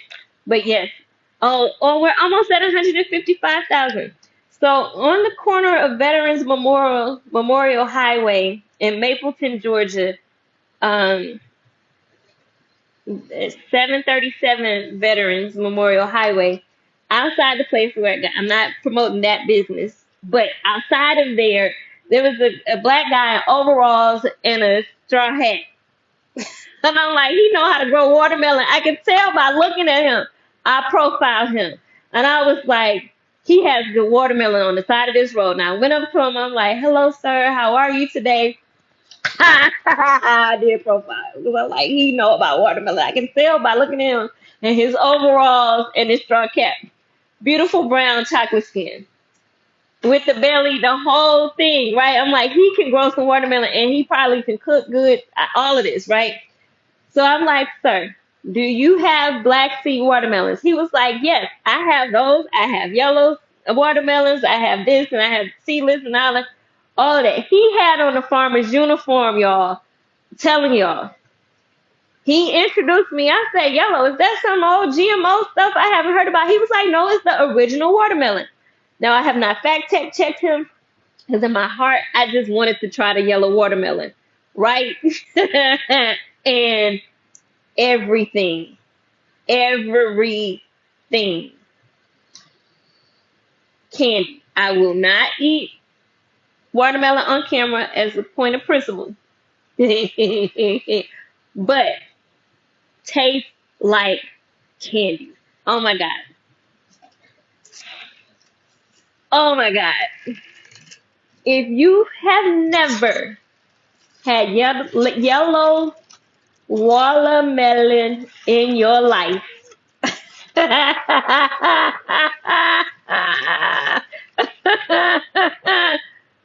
you need some. And I was yesterday years old when I was introduced to it, and it changed my life. So I don't know where else on the on the Beyonce's internet, as y'all call it, y'all can go from getting the Belmont Report of 1979 read and interpreted to you, to a doctor telling y'all about yellow watermelon with all the slurs. But tell your friends, follow at Dr. Hadiyah Green, and let's go. Thank you guys so much. We hit 155,000 likes today. I appreciate you guys. Larry, we'll see if Larry can get this and put it on YouTube. Larry, if you can get the video and get the link, let's send it. Tyler can put it on YouTube. He has all of that. So thank you guys so much for taking this time and sharing this time with me today. I'm gonna unplug because we have been going. I got my work done. One of my assignments I got done. So thank y'all. Oh, okay. So in the Raleigh area, they have yellow watermelon. So that's cool. So I hope y'all really do get some yellow watermelon in your life. My YouTube is the same at Dr. Hadiyah Green. I'm on all social media platforms, Instagram, Facebook, LinkedIn. So thank you guys. I hope you sign up to volunteer at auralead.org. volunteer. Donate, donate, donate. Please donate. Chip in what you can. If it's $1, $5, $10, $20. Sign up to be a monthly donor at oralee.org, oralee.org. The link is in my bio. I need your support. I really do. So don't think I've got it all under control. I don't. I don't have all the help I need. Your difference, your contribution could really make a difference in how soon we start human clinical trials. So I hope and pray that everybody has a blessed day. Eat some fruit, drink some water, be well, be healthy. I love you guys. I appreciate you guys. I am safe, covered, I'm well, I'm protected from all inner and outer harm. Hi, Dr. Jones. It's good to see you. Thank you guys so much. Thank you for hanging out with me this afternoon. I appreciate. Love to you all. Thanks for all my gifts. Thanks for all the hearts. Thanks for this time. Thank you for everyone who donated, and thank you to all of the volunteers, the new ones that signed up because of this live, and the ones who have been loyal and faithful and dedicated for years, and even the ones for months and weeks. I appreciate all of you guys. My heart is so full of gratitude. Thank you so much. Thank you. Thank you. Love you guys. Take care. Peace and blessings.